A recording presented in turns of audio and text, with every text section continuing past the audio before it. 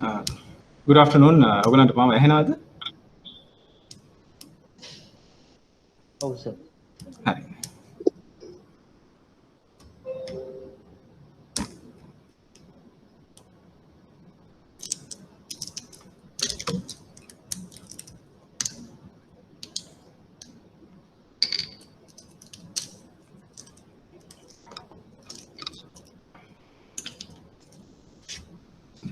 Right. අද මංගල කරුණාරත්න මහත්මයාට සහභාගී වෙන්න බෑ. මම දැන් ලබන සතියේ ඔයගලන්ගේ එක්සෑම් නේ. 6 වෙනිදා. ඔව් මේ සබ්ජෙක්ට් එක තියෙන 6 වෙනිදා. මේ සබ්ජෙක්ට් එක 6. හරි. දැන් ඔයගොල්ලෝ එක්සෑම් එක කරනවද නැත්නම් මේ පාර කරනවද? ඔව් සර් කරමු. ඕකේ. රිවිෂන් ක්ලාස් එක කවදද? 23. අද තිබුණා එක කෑල්ලක්. හෙට තව මේ පාර්ට් එකක් තියෙනවා. හෙට කියන්නේ මන්ඩේ.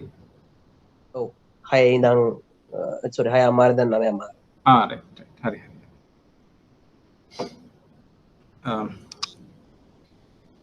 එක්සෑම් එකට ප්‍රයෝජන නැත්නම් මොන හරි අහගෙන තියෙනවද ඔයගලන්ට? දැන් අද ක්ලාස් එකට දෙන්නයි ඉන්නේ. මේ නදීෂයි ශිවන්තයි. ඔයගලන්ට අද එක්සෑම් එක වෙනුවෙන් මොකක් හරි අහගෙන යමක් තියෙනවද?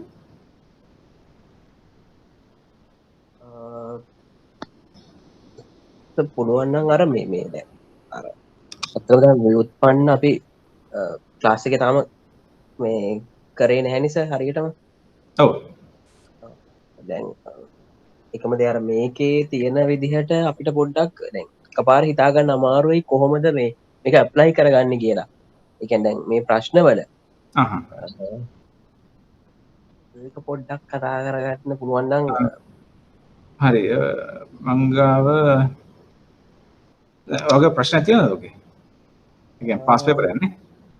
ඔව් පාස් පේපර්ස් තියෙනවද? මම ළඟ තියෙනවා මම සර්ට කොහොම ඊමේල් එකක් දාන්නද? නැත්නම් WhatsApp කරත් කමන්නේ. අර රිවිෂන් එකේ පේපර්ස් ටික මම ළඟ තියෙනවා. මම ඒකම ඊමේල් කරන්නද එහෙම වුණොත් සර්ට?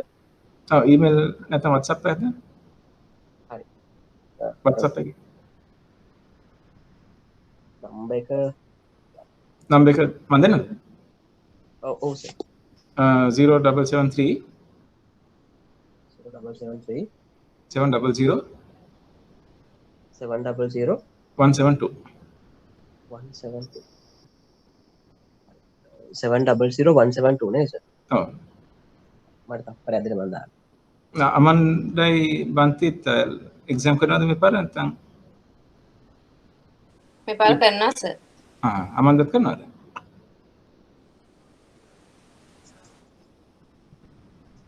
නදීෂා?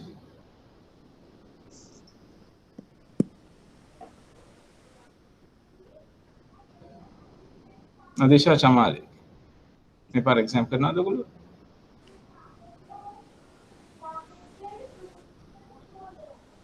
දමන්න පළවෙනි එකේ 4 නෙමෙයි නේ.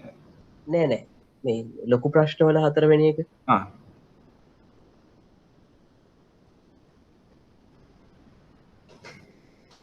අර යුරෝ මිලියන් 2 ප්‍රශ්නේ. ඔව්.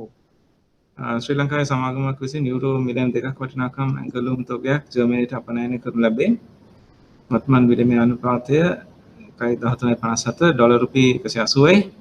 දින 90ක පොලි අනුපාතය 6.2 යුරෝ සඳහා 0.2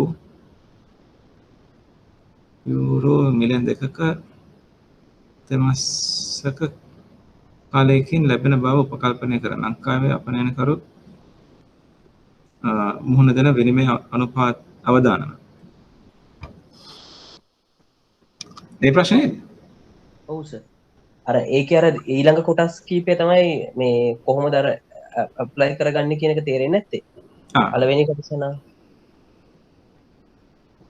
පළවෙනි කොටස ප්‍රශ්න නැහැ නේ. ඔව්. එයාගේ අවදානම වෙයි මොකද්ද මේ එක්ස්චේන්ජ් රේට් එක වැඩි වෙන එකද? අඩු වෙන එකද? ඒ කියන්නේ අධි ප්‍රමාණය වුණොත් එයාට පාඩුයි. අව ප්‍රමාණය වුණොත් නේ. අපනයනකරු නිසා එයාට අප්‍රමාණය වුණොත් ලාභයි නේද සර්? අප්‍රමාණ කියන්නේ 180 වැඩි කිරීම 13.57 නේ කී දෙන්නේ.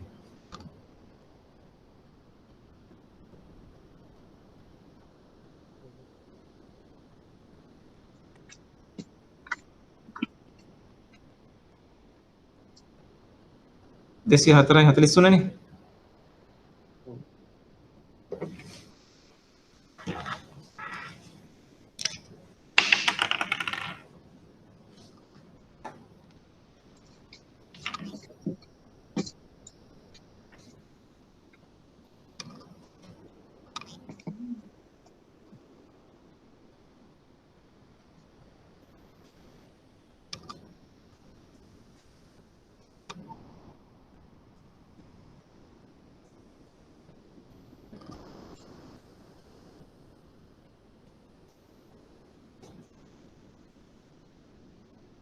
මේකනේ තියෙන විනිමය අනුපාතවලද? ඔව්. එතකොට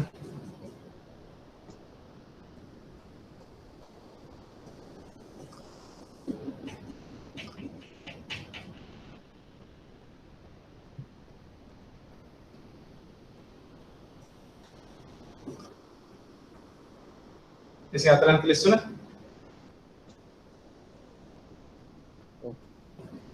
හරි හරි. අර රිස්ක් එක තියෙන්නේ අවදානම් තියෙන්නේ මේක අඩු වෙන එක නේ. කියන්නේ යූරෝ එක අප්‍රමාණ වෙන එක තමයි යාගේ තියෙන අවදානම්. හරිද?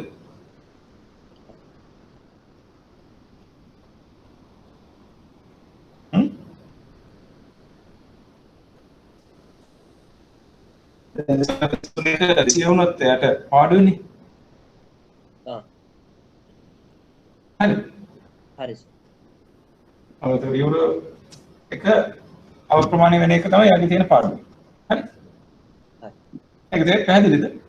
ඔව් මම රුපියල පැත්තෙන් කිව්වේ සර් රුපියල අධි ප්‍රමාණය වුණොත් අවුල් කියන. හරි. හැමතිස්සෙම බේස් කරන්සි එක ගැන බලලා කියන්න. අනිත් එක ඔයගොල්ලෝ විභාගයට යද්දී කියන්න ඕනේ මොන කරන්සි එකද කියලා හරියටම කියන්න ඕනේ. මොන කියන්නේ යූරෝ එකද නැත්නම් රුපියල් එකද කියලා. නිකම්ම ලියන්න එපා. අප්‍රමාණ වීම තමයි එයාට වෙන්න පුළුවන් අවදානම් කියලා. මොකද මේකේ මේ විනිමය දෙකක් තියෙනවානේ. කරන්සි දෙකක් තියෙනවානේ.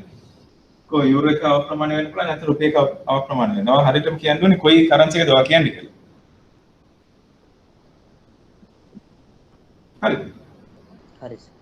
right සමන් නිකන් අප්‍රමාණිකයෙන් ලියුවොත් ලකුණු නොලැබෙන්න පුළුවන්. හරි? ඒතර පාස් එකයි ෆේල් එකයි අතර වෙනසත් ඒක වෙන්න පුළුවන්. නේ?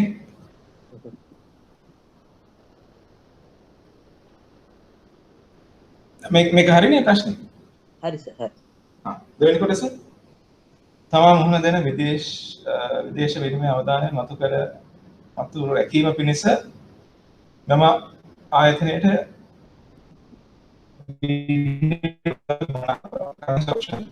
ගනුදෙනුව භාවිතා කළ හැක්කේ කෙසේද යන්න සැකයේ පැහැදිලි කරන්න.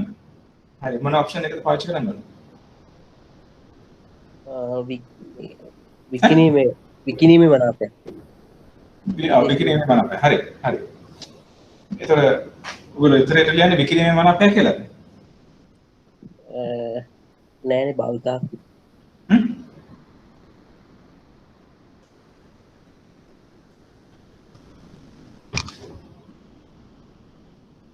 පැහැදිලි කරන්න කියලා කියන එක තමයි සර්. ඔව්. විකිණීමේ මනාපය ඒක හරියටම කියන්න ඕනේ euro against rupee. Right? වල euro විකිණීමේ මනාපය. නැත්නම් put option එක.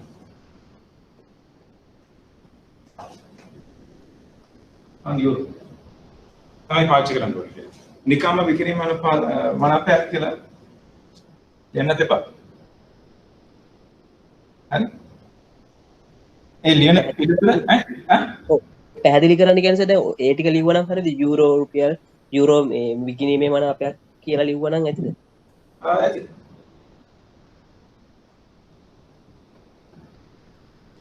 එතකොට ඕනනම් ලියන්න පුළුවන් දීර්ඝව ලියන්න අවශ්‍ය නම් ඔයාලට කියන්න පුළුවන් මේ මේකේ වාසිය තියෙන්නේ ප්‍රයිස් එකට අඩු වුණොත් ඉන් ද මනි වෙනවා. ඒකට ඔප්ෂන් එක එක්සර්සයිස් කරන්න පුළුවන් කියලා. ඒ ඔප්ෂන් එක පාවිච්චි කරන්න පුළුවන් කියලා. හැබැයි බැරි වෙලාවත් ස්ට්‍රයික් එකට වඩා උඩ නම් මාකට් එක තියෙන්නේ වට ඔප්ෂන් එක එක්සර්සයිස් කරන්න අවශ්‍ය නැහැ. අනේ කරුණ තමයි කියන්නේ. අවදානම අර ගාස්තුවට සීමා වෙනවා කියලා ලියන්න ඕනේ. අවදානම ගෙවන ගාස්තුවට සීමා. ඔව්. මනාපයක් ගනිද්දී අර ඔව්. ගෙවන ගාස්තු ප්‍රීමියම් එක තමයි මේ වැඩිම රිස්ක් එක. හරිද? ඊළඟ එක පොඩ්ඩක් විදේශ විනිමය ඉදිරි ගෙවිසුම් වෙනකොට මුදල් මනාප භාවිතා කිරීම තුළින් අප ණයට කරුට සැලසෙන වාසි සහ අවාසි ඉදිරි ගෙවිසුම් වෙනුවට මුදල් මනාප කියන්නේ මේ ඉදිරි ගෙවිසුම් උයි මුදල් මනාපයි කියන දෙක සංසන්දනය කරන්න තමයි තියෙන්නේ. නේද? වාසි සහ අවාසි. හරි මුදල් මනාප පාවිච්චි කිරීමේ වාසි තමයි දැන් ඉදිරි ගෙවිසුමක් කරොත් අනිවාර්යෙන් ඒ ගෙවිසුම කරන අනුපාතයට ඒ ගනුදෙනු කරන්න ඕනේ නේ. කියන්නේ 204ට 205ට නම් ඉදිරි ගෙවිසුමේ වටිනාකම 205ට අනිවාර්යෙන් කරන්න ඕනේ. මාකට් එක කොහෙ තිබ්බත් ප්‍රශ්නයක් නෑ. හරි. හැබැයි මනාපයක් කරොත් Tamanට වාසිදායක තත්ත්වයක් තියෙනවා නම් මේ මනාපය පාවිච්චි කරන්න අවශ්‍ය නැහැ. අවාසි නම් මනාපය පාවිච්චි කරන්න පුළුවන්. හරි. හැබැයි අවාසිය තියෙන්නේ ඉතින් මනාපයක් ගන්නකොට අපිට වෙනවා ප්‍රීමියම් එක ගෙවන්න.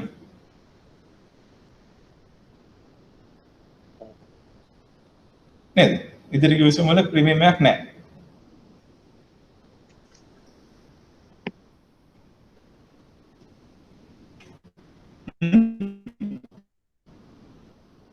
ඒ වගේම වෙන පුළුවන් ලොකුම අලාභය තමයි ප්‍රීමියම් එක තමයි ලොකුම අලාභය.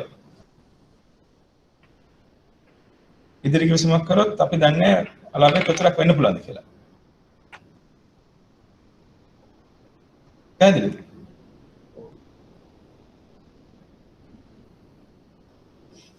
හලෝ. හරි.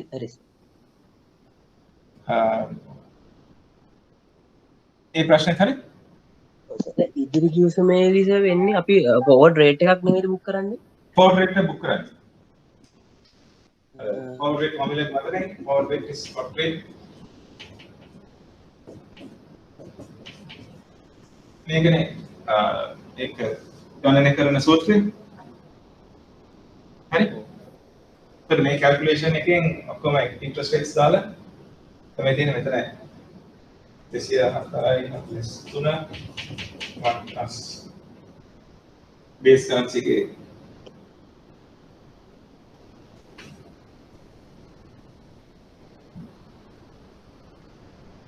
आया 0.2 के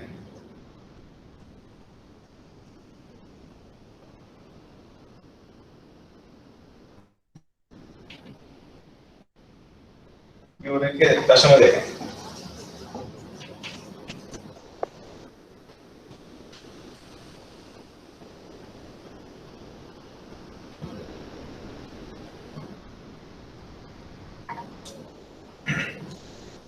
හරිද මේක සුළු ක්‍රමයක් කියමු 210 යන්නේ කියලා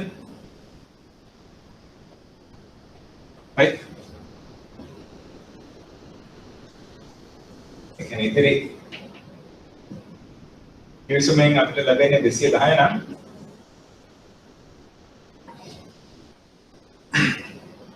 තව මාස 3කින් මේක 3 months forward එක 210ට නම් තව මාස 3කින් මාකට් එකේ යුරෝ රුපියල් රේට් එක කීය වුණත් අපිට 210 තමයි කරන්න වෙන්නේ.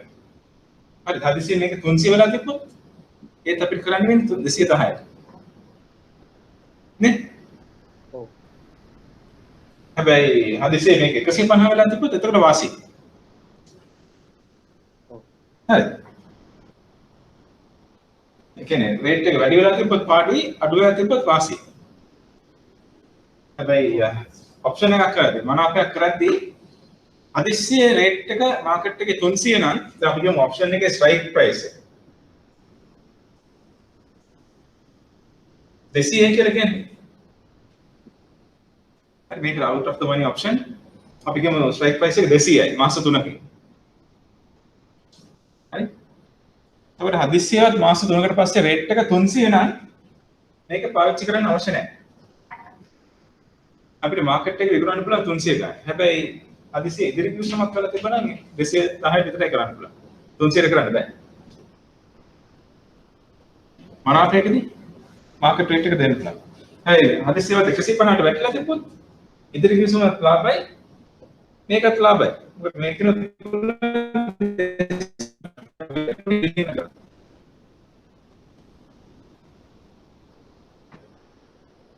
නේද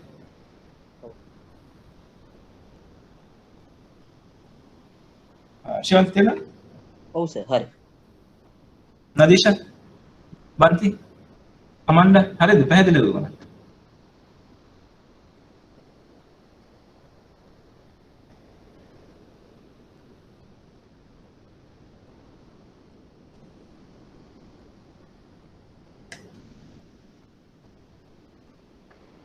මේක අවශ්‍ය තියෙන ඉතින් මනාපයක් කරද්දී අනිවාර්යෙන් ප්‍රීමියම් එකක් ගෙවන්න ඕනේ. ප්‍රීමියම් එක තමයි වෙන පුළුවන් ලොකුම පාඩුව.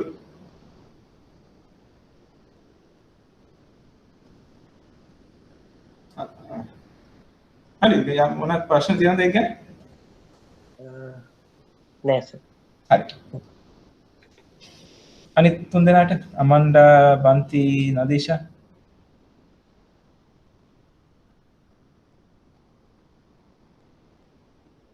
ඩොලර් රුපී ඇරයුම් මනාප. කියන්නේ කෝල් ඔප්ෂන් සැලකිලිට ගන්න ක්‍රියාත්මක ස්ට්‍රයික් ප්‍රයිස් 182යි ප්‍රීමියම් එක 2යි කාලය අවසන් වන අවස්ථාවේදී මෙන්න මනාපයේ ගැනුම් කරුගේ ලාභ රූප සටහන පේ ඔෆ් ඩයග්‍රෑම් එක හදන්න.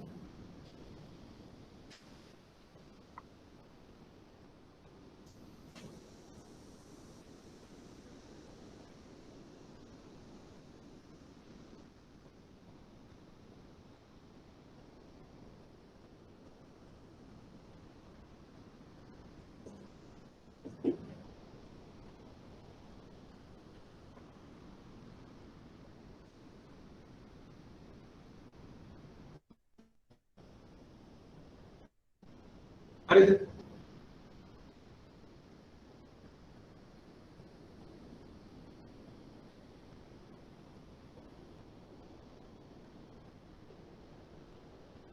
මම එඳපු එක හරිද?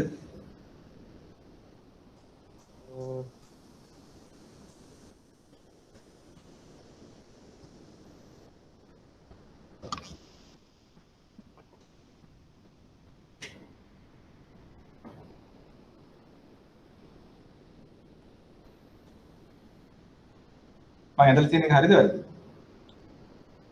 ඕක සර් දැන් ඕකේ chart දෙකක් තියෙනවනේ දැන් ඕක ඇවිල්ලා අපේ පැත්තෙන්ද අර එහෙම හිතාගන්නේ කොහොමද දැන් ඒ chart එක හරි. අපි ආයෙ ප්‍රශ්න කියමු. ගැනුම් කරුගේ ලාභ සටහන හරියට හරි?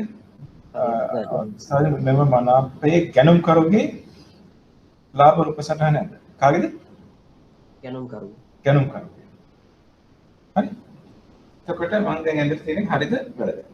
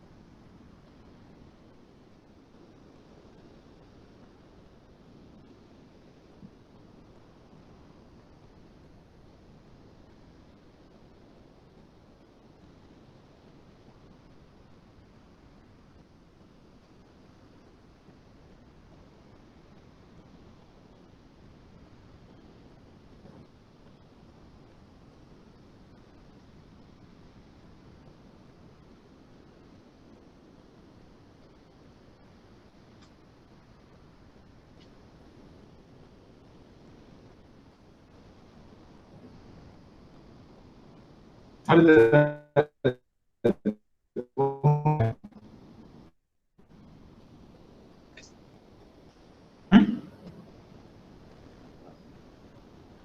ඒක පොඩ්ඩක් පැහැදිලි කරන්නකො සර්. මේක වැරදි. මම එතකොට ඒක වැරදි. ඇයි?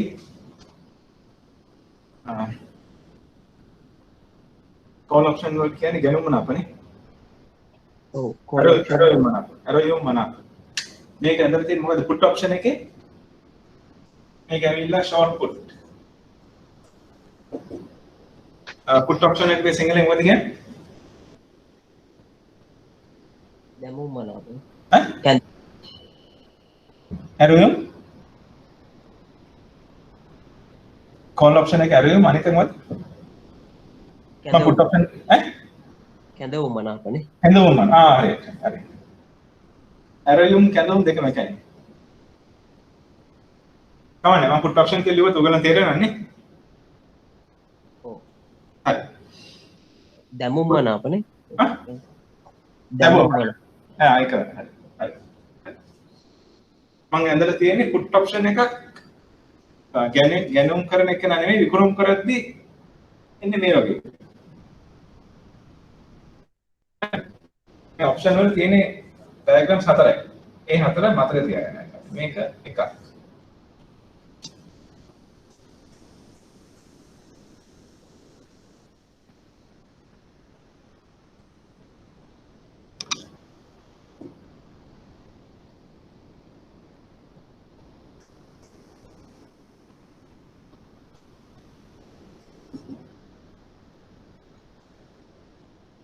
හරි.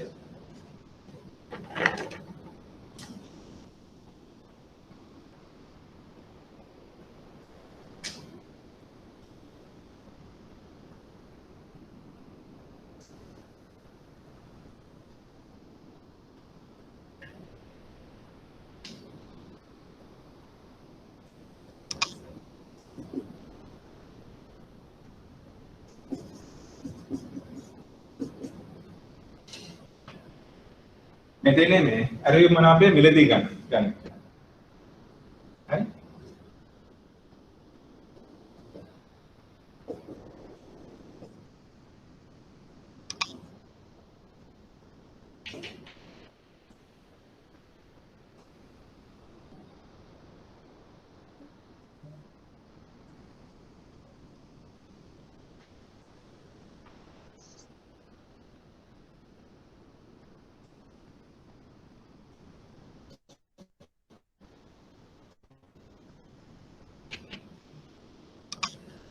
මේ හතර විතරයි තියෙන්නේ.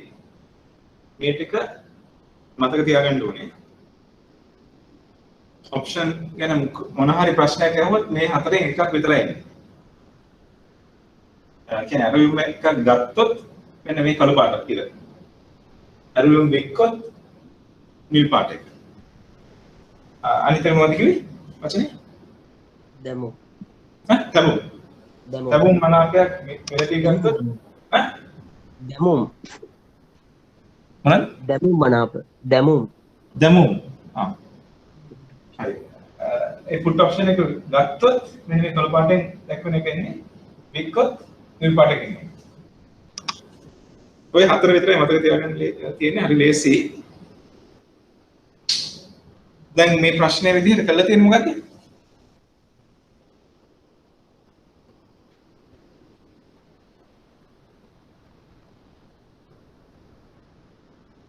කෝල් ඔප්ෂන් එකක් අරගෙන තියෙනවා. ඔව් කෝල් ඔප්ෂන් එකක් මිලදී ගෙන තියෙනවා. එතකොට කොයි එකද? ලොං කෝල් එක. Long call. අන්න මෙන්න මේක.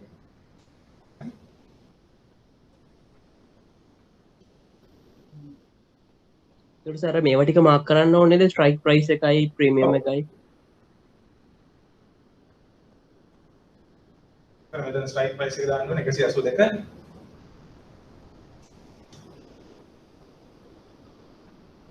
ප්‍රීමියම් එක 2යි.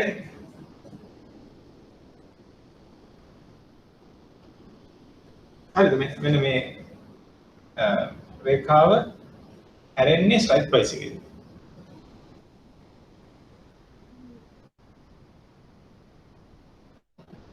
එච්චරයි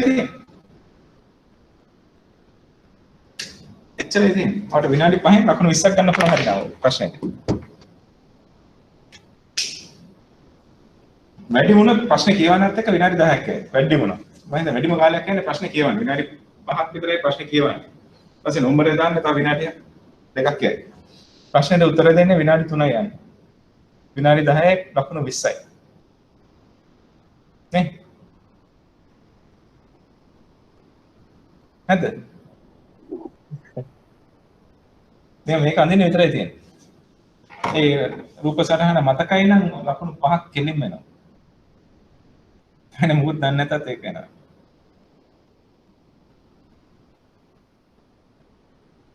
මම මෙච්චර සරල ප්‍රශ්න එන්නේ නැතිව ඇති පහේ ශිෂ්‍යත්වයෙන් පස්සේ. හරිද? ඉතින් මේකින්ද මේ පේපර් එක අනිවාර්යෙන් පාස් විය යුතු පේපර් එකක්. අය පාස් නොවෙන්න කිසිම නැහැ. හරි. හරි.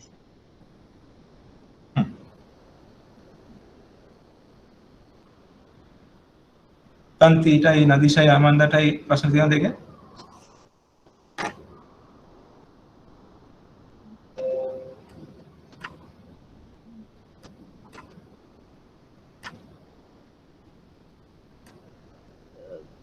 පොඩි දෙයක් තව අර ක්‍රය ශක්ති සාම්‍ය කියන ඒකයි පොලි අනුපාත න්‍යාය කියන එකයි පොඩ්ඩක් පැහැදිලි කරන්න ඕන. ආයි කියන්නේ? ක්‍රය ශක්ති සාම්‍ය න්‍යාය කියලා එකක් තියෙනවා. purchasing power parity. purchasing power parity. Okay. ඒකයි අනිත් එකයි interest rate parity නේද? පොලි අනුපාත. interest rate parity. ආයි දෙක පැහැදිලි කරන්න. ඔව්. හරි. මම හිතන්නේ මේ පන්තියේ එක පිරිමි ළමයි අනිත් ඔක්කොම ගෑනු ළමයි ඉන්නේ. 80ක් ගෑනු ළමයි. අනිත් අය ගැන පැහැදිලි දන්නේ මේක ගැන කිසිම ප්‍රතිචාරයක් දක්වන්නේ නැත. මම මේක ඉතාමත්ම සරල ඇතිනේ. ප්‍රශ්න නැද්ද?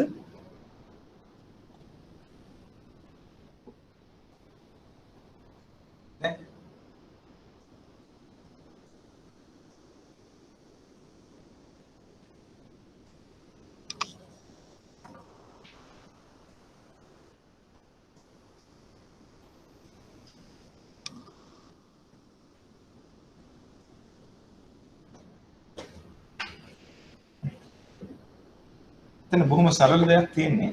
මම මුලින්ම ඉන්ටරෙස්ට් රේට් පැරිටි කියන්නේ.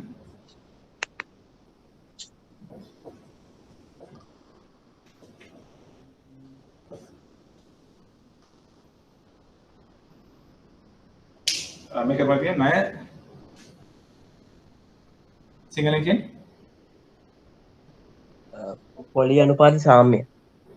පොලි අනුපාත මොකක් හරි එකක්. හරි. අපි කියමු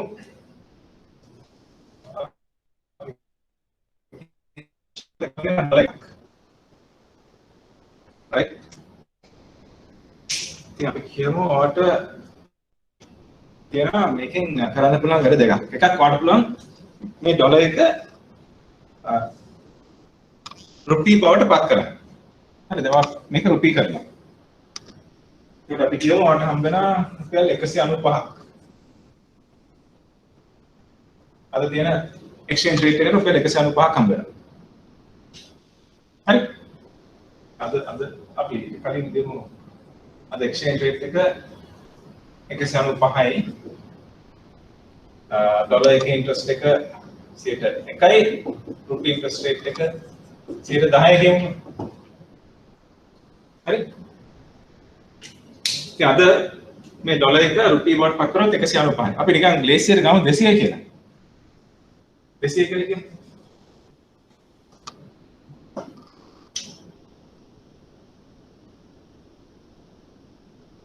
මේක කන්වර්ට් කරලා රුපියල් වලට රුපියල් 200ක් හම්බ වෙනවා. ඊට පස්සේ රුපියල් කන්වර්ට් කරාට පස්සේ ඔයාලට පුළුවන් මොක අවුරුද්දකට ඉන්වෙස්ට් කරන්න. ආයෝජනය කරන්න පුළුවන් අවුරුද්දකට. ඒකට අවුරුද්දකට පස්සේ කොච්චරක් හම්බ වෙනවද? 200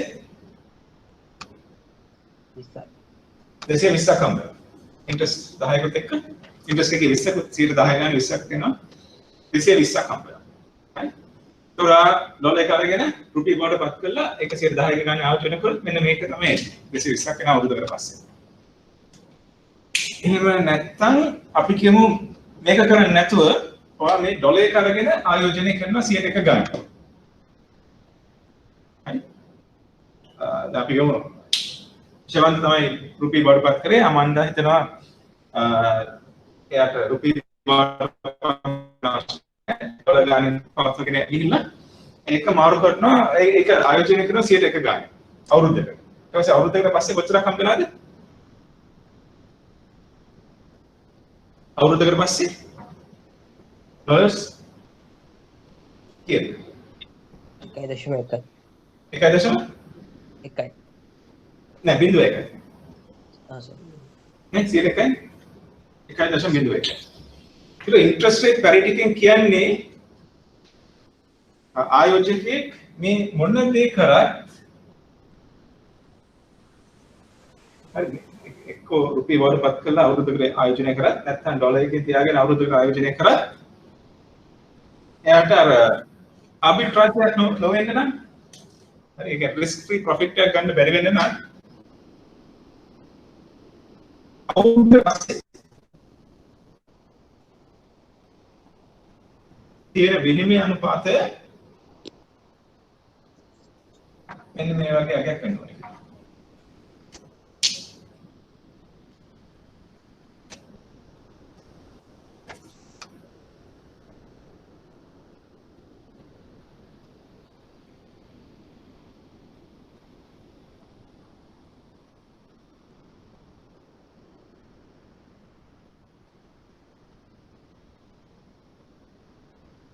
දෙසිය 17යි 82යි.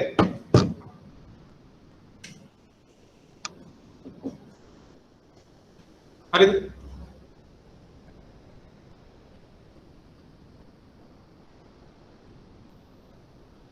මේ ක්‍රියාවලින් දෙකේම සම්ප්‍රයුක්ත එකම අගයක් වෙන්න අවුරුද්දකට පස්සේ තියෙන විනිමය අනුපාතය කියන්නේ ඉදිරි අනුපාතය 217යි 18ක් වෙන්න ඕනේ. ඒ කොහොමද එන්නේ? මේක තමයි අවුරුද්දකට පස්සේ තියෙන විනිමය අනුපාතය. දැන් 220 ආවේ කොහොමද?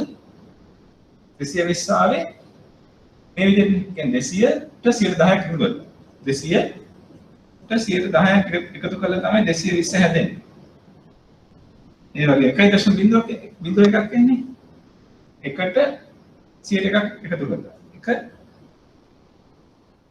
100කින් වැඩි වෙනවා.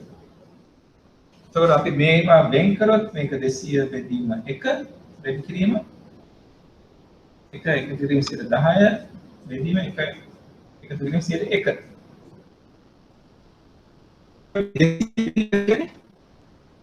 මෙතන තියෙන ස්පොට් රේට් එක 10 කියන්නේ රුපියලේ ඉන්ට්‍රස්ට් රේට් එක. කියන්නේ කවුන්ටර් කරන්සි ඉන්ට්‍රස්ට් රේට්. 1 කියන්නේ base currency interest rate.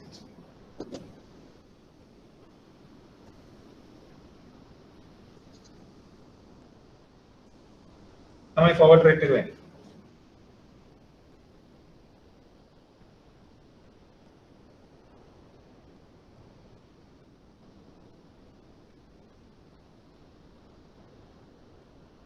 හරිද?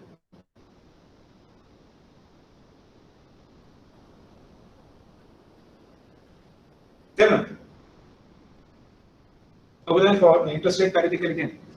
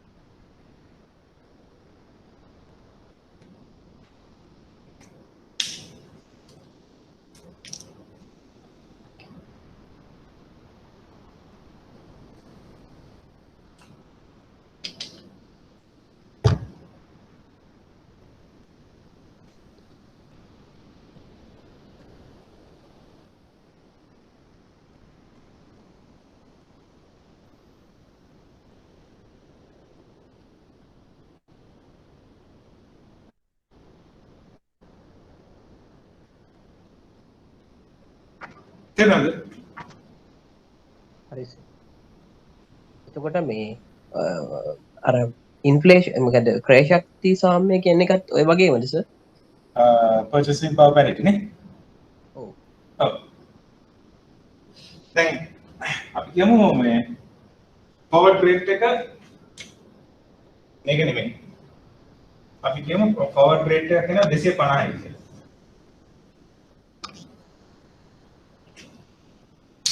හරි? forward rate එක 250යි. ඇත්තටම එන්න ඕනේ 217යි 18යි. මේ මාකට් එකේ 1 year forward එක 250යි. එතකොට මොකද කරන්න පුළුවන්?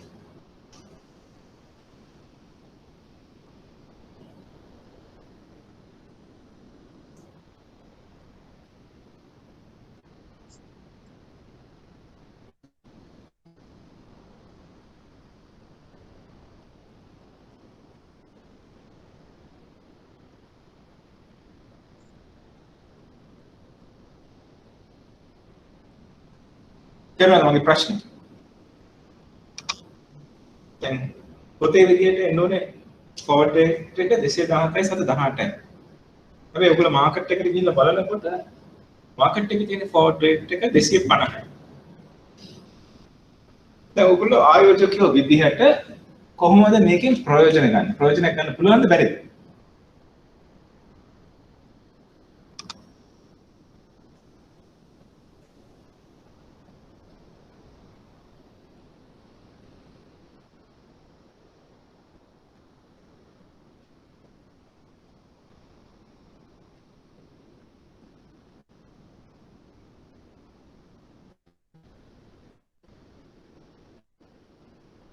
පුළුවන් නේ. පුළුවන්. අනිවාර්යෙන් පුළුවන්. ඒ කියන්නේ 217යි 118 ඇරෙන්න වෙන ඕනෑම විනිමය අනුපාතයක ඉදිරි අනුපාතයක් තියෙනවා නම් ප්‍රයෝජනයක් ගන්න අනිවාර්යෙන් පුළුවන්. කොහොමද ගන්නේ? එහෙමයි කරන්නේ. දැන් හරිනම් වෙන්න ඕනේ 217යි 118යි. හැබැයි ඇත්තට මාකට් එකේ තියෙන 250. right? ඒ කියන්නේ මාකට් එක ඩොලර් එකට ඉදිරි කිවිසුම වල දීලා තියෙන අගය වැඩි. දෙන්න ඕනේ ගන්නට වඩා වැඩි මුදලක් දීලා තියෙනවා. හරි. හරි. ඒකට අපි කරන්න ඕනේ අපි අවුරුද්දකට පස්සේ අපි ගාව තියෙනනේ මොනවාද? කොහේකද? ඩොලර් එකද නැත්නම් රුපියලද? ඩොලර් එක. ඩොලර් එක අනිවාර්යෙන් තියෙනවා. මොකද ඩොලර් එකේ වටිනාකම වැඩි. හරි? එතකොට අපි කරන වැඩේ රුපියල් 200ක් ගන්නවා ණයට. 200ක් ණයට අරගෙන අපි කියමු 10 ණයට. එකෙන් ගන්නවා ඩොලර් එක. අද ගන්න පුළුවන් ඩොලර් එකක් ගන්න පුළුවන් නේ. හරි? මේ ඩොලර් එක අපි ආයෝජනය කරනවා 100ට 1 ගන්න. අවුරුද්දකින් අපි ඩොලර් 1.01ක් එනවා. ඊට පස්සේ අපි අවුරුද්දකට පස්සේ මේක විකුණනවා රුපියල් 250කට.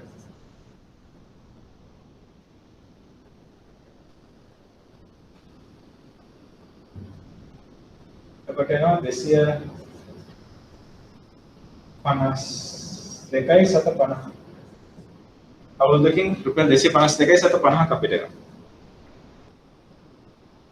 හරි? හැබැයි මේ ගත්ත ණය අපි ගෙවන්න ඕනේ. රුපියල් 220ක් ගෙවන්න ඕනේ ණයට. ඉතින් රුපියල් 220ක් අපි ගෙවන ප්‍රශ්නේ නැහැ. ණය බේරයි. ඒක අපි ලැබෙන ප්‍රොෆිට් එක රුපියල් 32යි 750 ලාභයක්.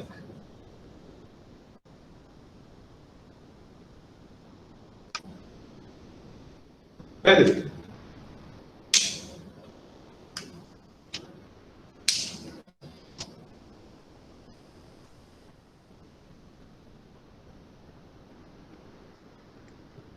තේරුණාද? හරි.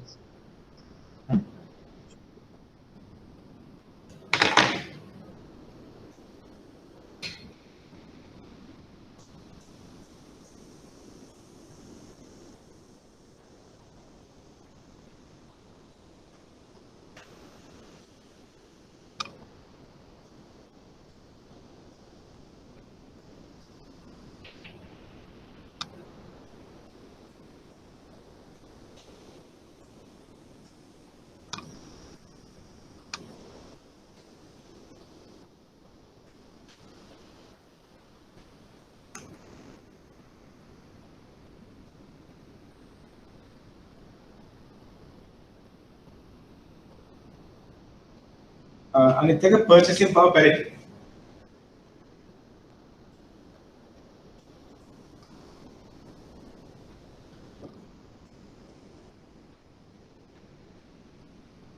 Purchasing power parity. හරි අපි මම උදාහරණයක් ගන්නම් McDonald's එක. McDonald's burger. Big Mac.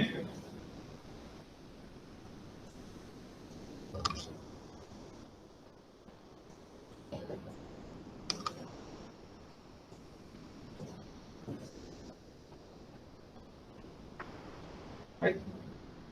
apa කියමු Big Mac එකේ මිල රුපියල් 1000යි.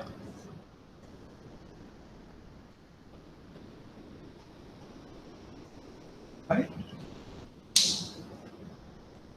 දැන් අපි කියමු එයාපෝට් එක හැරලා හරිපු හින්දා අපි හැමෝම යනවා ඇමරිකාවට.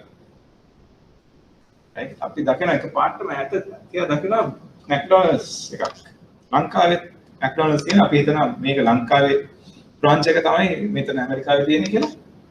අපි ඔක්කොම ගිහලා කනවා Big Mac එක ගන්න. right අපි කියලා බලනකොට Big Mac එකේ මිල මේක ලංකාවේ ඇමරිකාවේ තියෙන Big Mac එක $5යි.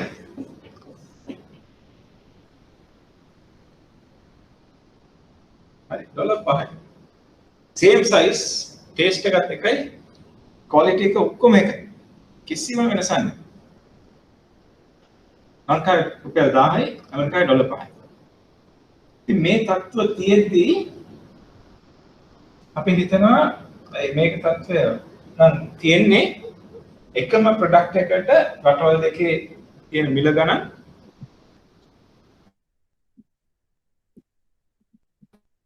exchange එක දෙන්න. එසිය.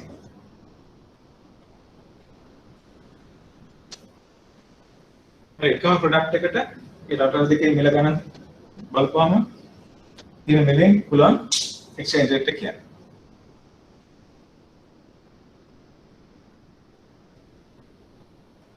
දැන් හදිස්සියවත් exchange rate එක රුපියල් 150යි නේ. මාකට් එකේ exchange rate එක 150යි. ඒක මොකද කරන්නේ?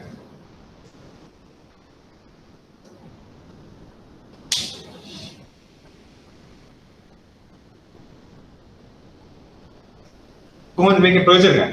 ඇත්තම exchange rate එක 150යි. හැබැයි ඇමරිකාවේ Big Mac එක $5යි ලංකාවේ රුපියල් 1000යි. මේ අවස්ථාවේ ප්‍රයෝජන ගන්න කොහොමද?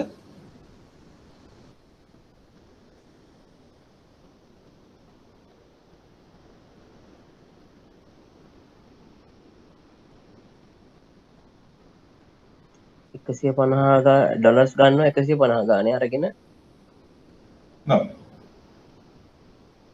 ඇමරිකාවට ගිහිල්ලා Big Mac 5ක් ගන්නවා $5යි. හරි අපි ඇමරිකාවේ ඇල්බර්ට් අංකල් කියනවා $5ක් වියදම් කරලා ලංකාවට Big Mac එවන්නේ කියලා. හරි ඒතකොට අපි යාට ගෙවන්න ඕන රුපියල් 750යි. මේ වෙස්ටර්න් යුනියන් එකේ අපි දාන රුපියල් 750ක්. එයා නැවේ අපිට Big Mac 5ක් එවන්න. ඒ Big Mac sorry ඒ අපිට නෑ අපි රුපියල් 1 sorry අපි ඩොලර්ස් 5ක් කියන රුපියල් 750 යවන ඇමරිකාවේ ඇල්බර්ට් අංකල් අපිට එනවා Big Mac එකක්. අය ලංකාවට ආවට පස්සේ අපි ඒක විකුණන රුපියල් 1000කට. අපි වේදම් කරේ 750යි අපිට හම්බ වෙනවා 1000යි. රුපියල් 250ක් ලාභයක්. හරි.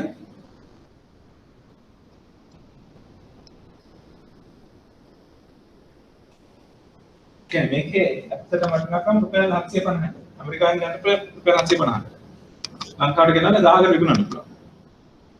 ඒක නිකන් ගාල්ලෙන් අප ගෙඩියක් රුපියල් 10ට අරගෙන කොළඹට ඇවිල්ලා රුපියල් 100ට විකුණනවා.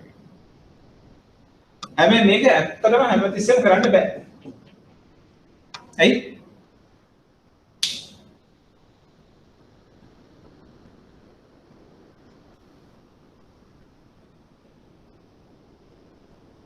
ඇයි නිතරම කරන්න බැරි?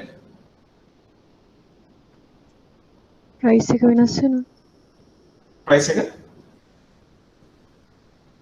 ඔව් මේ මම හිතන්නේ ඔයා කියන්න හදන්නේ ටැක්ස් වගේ කරුණු තියෙන්න පුළුවන්. ටැක්ස් ලංකාවට 100කට ගන්න ටැක්ස්. ඊට පස්සේ ට්‍රාන්ස්පෝර්ට් කොස්ට් ගෙවන්න ඕනේ.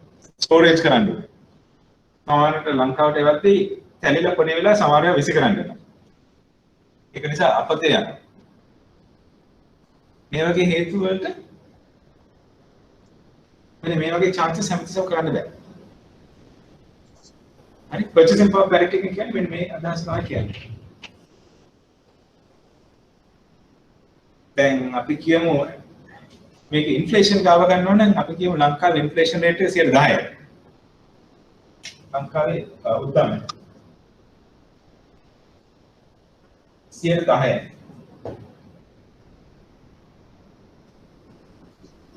ඇමරිකාවේ ඉන්ෆ්ලේෂන් එක අපි කියමු 2%යි.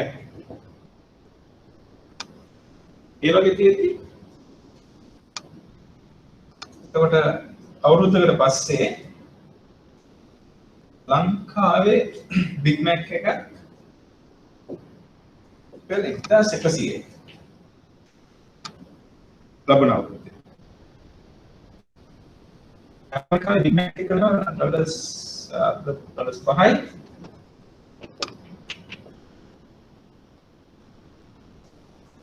සියයට 2 ගානේ උද්දමනයක් තියෙනවා. එතකොට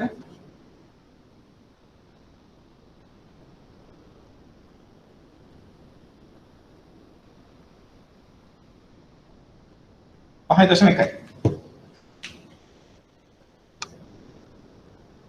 ඒකෙන් කියන්නේ අවුරුද්දකට පස්සේ විනිමය අනුපාතය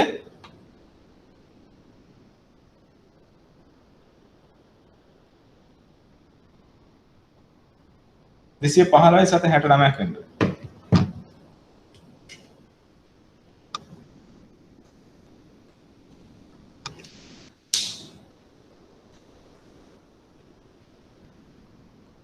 හරිද?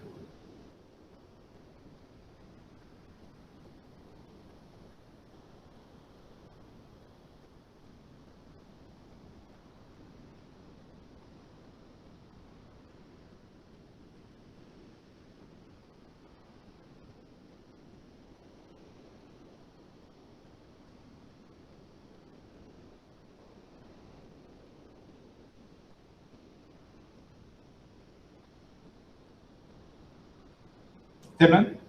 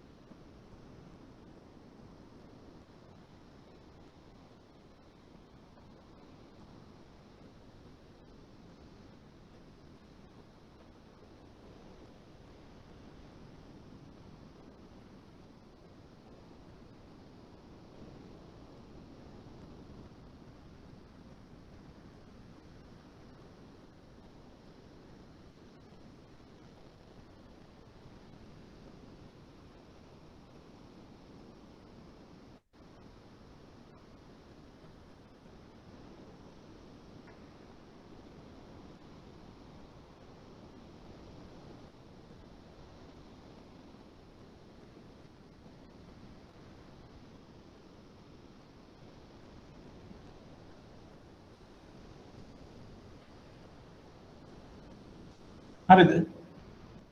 පැහැදිලිද?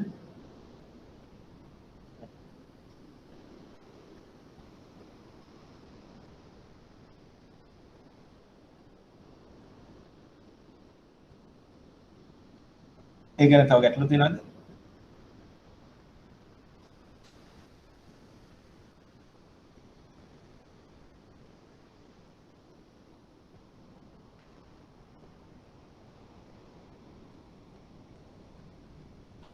හරිද මේක? පැහැදිලිද?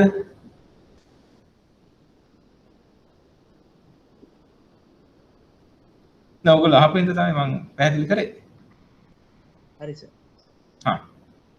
හරි. තව ඒ වගේ මොනවද ගැටලු තියෙනවද?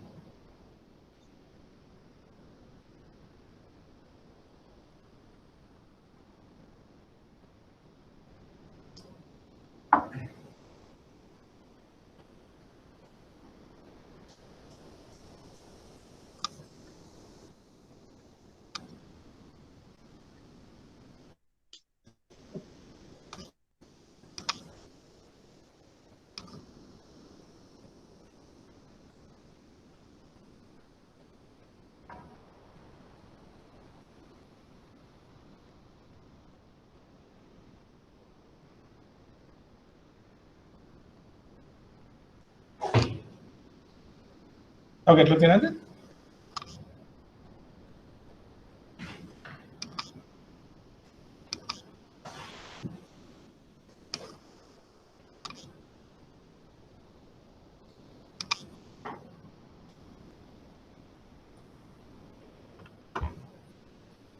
එහෙනම් අපි අද මාතෘකාවට බහිමු.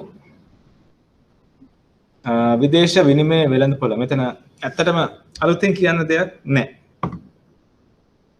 විදේශ විනිමය කියලා කියන්නේ මොකද්ද? දැන් ඔයගොල්ලන්ගේ සම්පූර්ණ අවබෝධයක් තියෙනවනේ විදේශ විනිමය ගැන.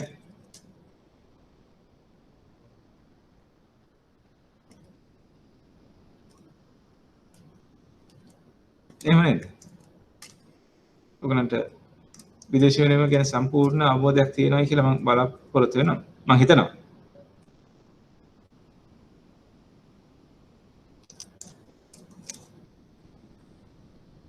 මම හරිද වැරදිද?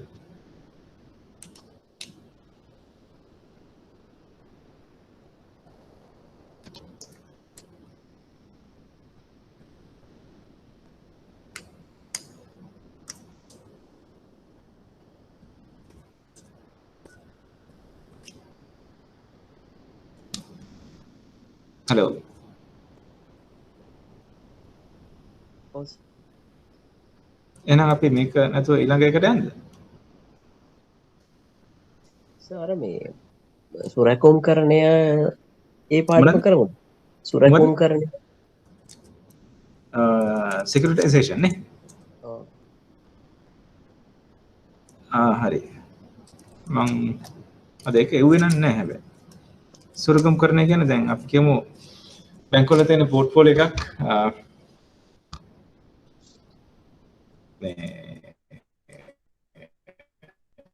portfolio housing loans ඊපස්සේ owning personal loans import loans වගේ එක assets තියෙනවානේ.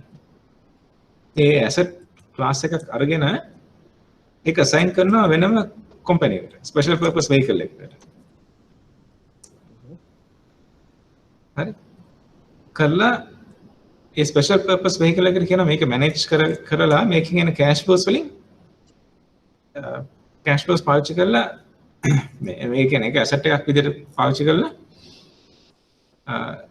ඒකේ කෑෂ් ෆ්ලෝස් වලින් ෆන්ඩ් වෙන විදිහට ෆන්ඩ්ස් රේස් කරන්න කියලා. right එතකොට ඒ කම්පැනි ගිහිල්ලා අපි කියමු පෝර්ට්ෆෝලියෝ එකේ සයිස් එක මිලියන 200යි. දැන් මේ ස්පෙෂල් පර්පස් වෙහිකල් එකට පුළුවන් මේ මිලියන 200ට අවුරුද්දකට අපි කියමු 10% ගානේ මිලියන 20ක් යනවා.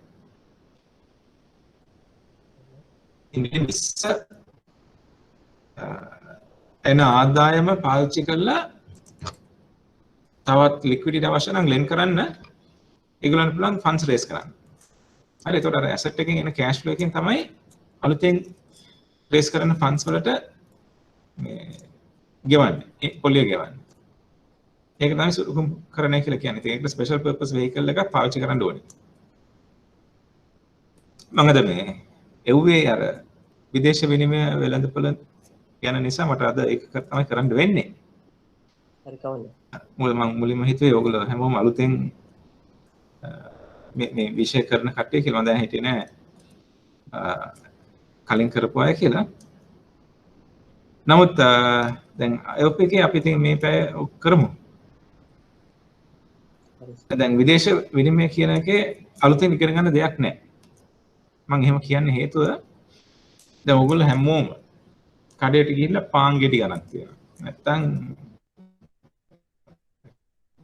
අරන් තියෙන ඇඳුම් අරන් තියෙනවා. ෂර්ට් අරන් තියෙනවා.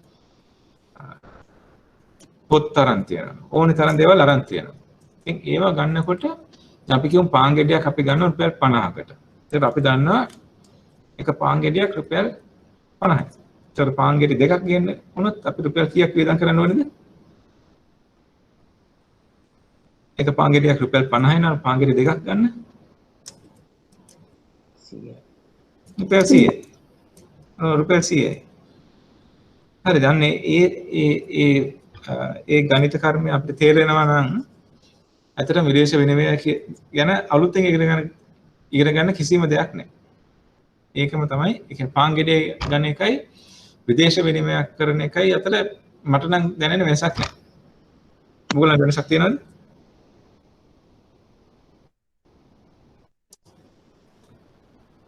හොඳට කල්පනා කරලා බලුවොත් ඔයගොල්ලන් තේරෙන්නේ වෙනසක් නැහැ කියලා.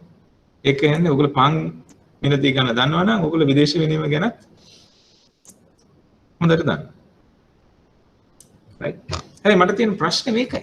දැන් අපි හැම රටකටම ගිහිල්ලා පාන් නම් කන්නේ එකම පාන් ගෙඩි જાතියනේ කන්නේ.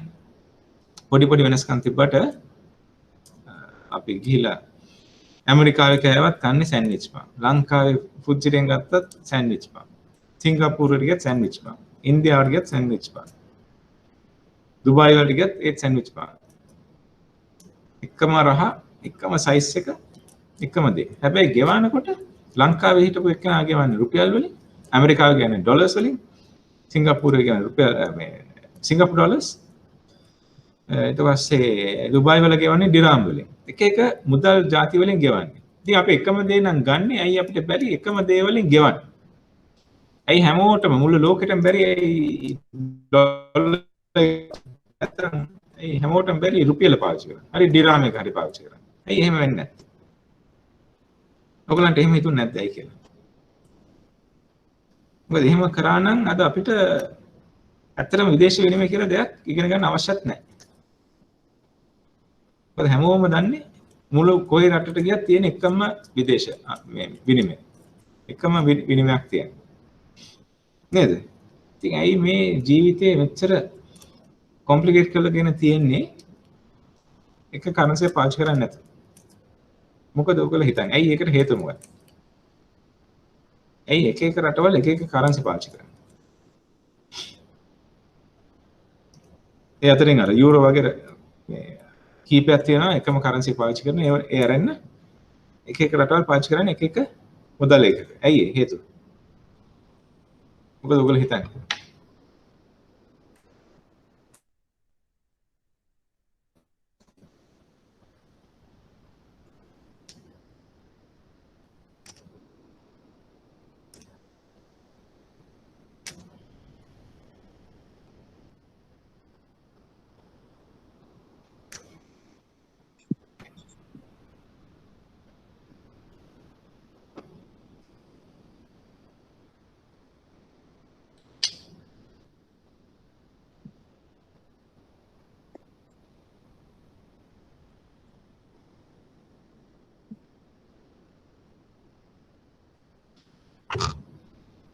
ඒකට හේතුව මොකක්ද? මුළු ලෝකෙම එක එක කරන්සි පාවිච්චි කරන්නේ.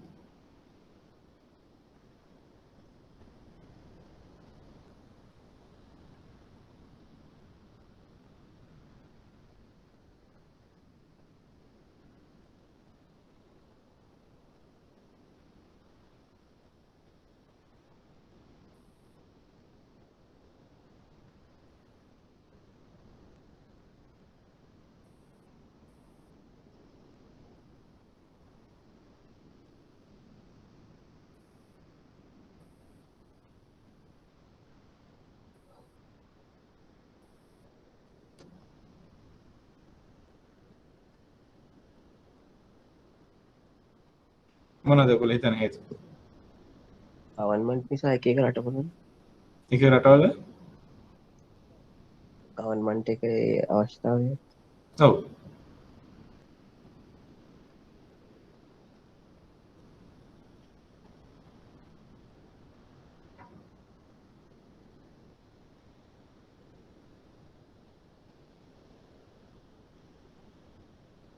තමන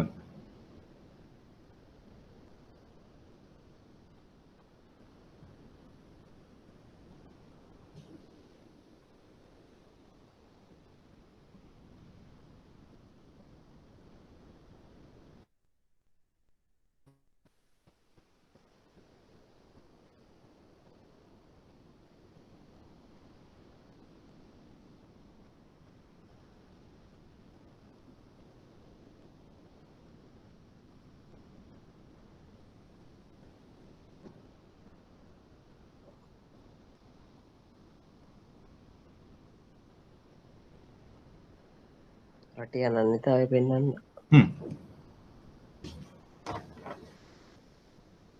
එක එක රටවල වල අවශ්‍යතාවය. කියන්නේ නිකන්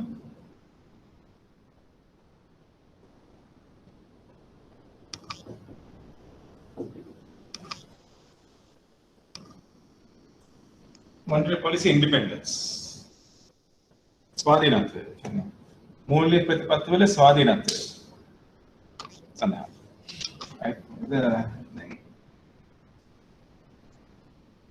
මුළු ලෝකෙම එකම කරන්සි පාවිච්චි කරා නම් මේක කරන්න හම්බෙන්නේ නැහැ. ඒක තමයි වුණේ ග්‍රීසියට. ග්‍රීසියේ යුරෝ වලින් තිබිච්ච බැඳුම් කර ඒගොල්ලෝ ඒවා ගන්න බැරුණා. හැබැයි දැන් යුරෝ පාවිච්චි කරන්න කලින් ග්‍රීස් වල කරන්සි එක තිබුණේ ඩ්‍රැක්මා කියලා එකක්. ග්‍රීක් ඩ්‍රැක්මා.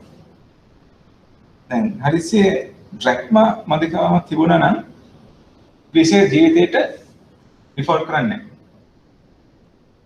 හරි. හැබැයි ඒගොල්ලන්ට ඩ්‍රැක්මා තිබුණේ යුරෝ එක. දැන් ඒගොල්ලන්ට උනේ යුරෝ තිබුණේ නැහැ ගෙවා ගන්න. නෑ ගෙවන්න තරම් යුරෝ තිබුණේ නැහැ. හැබැයි යුරෝ නැති නම් සාමාන්‍ය රටවල් කරන්නේ අච්චු ගන්න. සල්ලි අච්චු ගන්න. සල්ලි අච්චු ගන්න. නමුත් ඒ ග්‍රීසියේ කරන්නේ යුරෝ අච්චු ගන්න.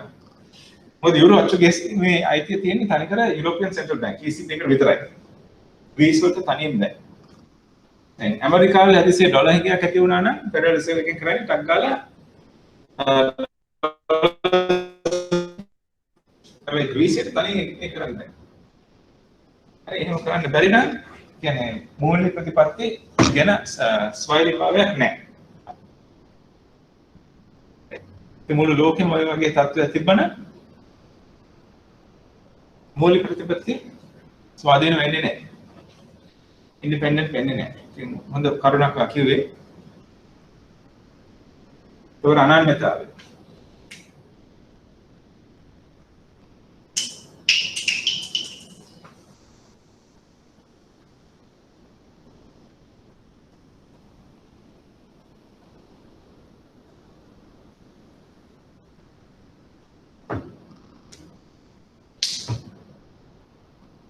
අනන්‍යතාවය.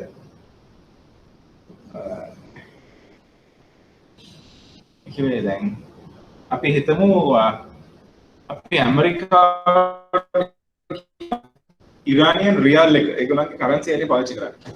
නැත්නම් රෂියන් රූබල් එක පාවිච්චි කරන්නේ. නැත්නම් රෂ්‍යාවට කියන ඇමරිකන් ඩොලර් එක කරන්සි එක හැටියට පාවිච්චි කරමු. ජීවිතේට කැමති වෙන්නේ නැහැ.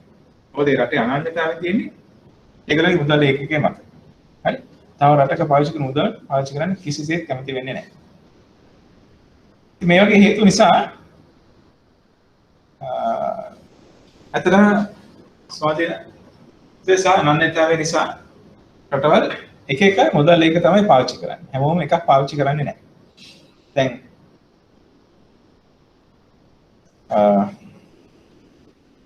මේ අනන්‍යතාවය කියන්නේ ස්වාධීනත්වය monetary policy independence කියන එක හොඳයි. නමුත් තියෙනකොට සමහර රටවල් වලින් මේක abuse කරනවා. ඒ ඉන්ඩිපෙන්ඩන්ස් එක abuse කරනවා කියන්නේ මේ ඒක තියෙන නිදහසෙන් අයුතු ප්‍රයෝජන ගන්නවා. උදාහරණයක් විදිහට ගන්න පුළුවන් zimbabwe. ඔයගොල්ලෝ දන්නවා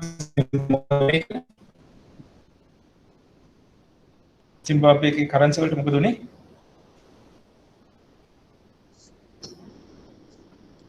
අප්‍රමාණය වුණා උද්දමනය වැඩි වෙලා. ඔව්. කීයට ගියද? සයදා කිව්වා කොට්‍රිලියන් 35ක් තමයි. ඔව් quadrillion 35 35 quadrillion.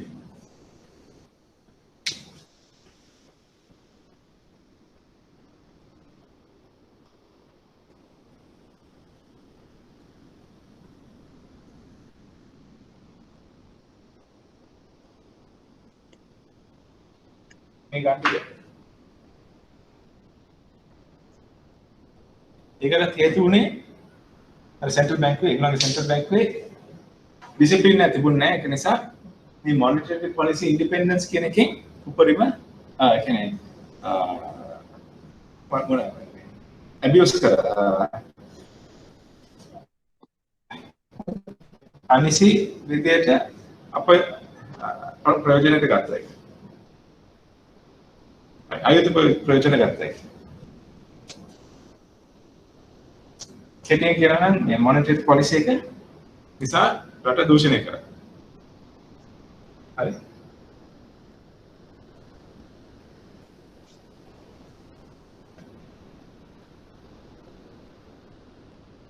ඒ වගේ ප්‍රශ්න ඇති වෙන්න පුළුවන්.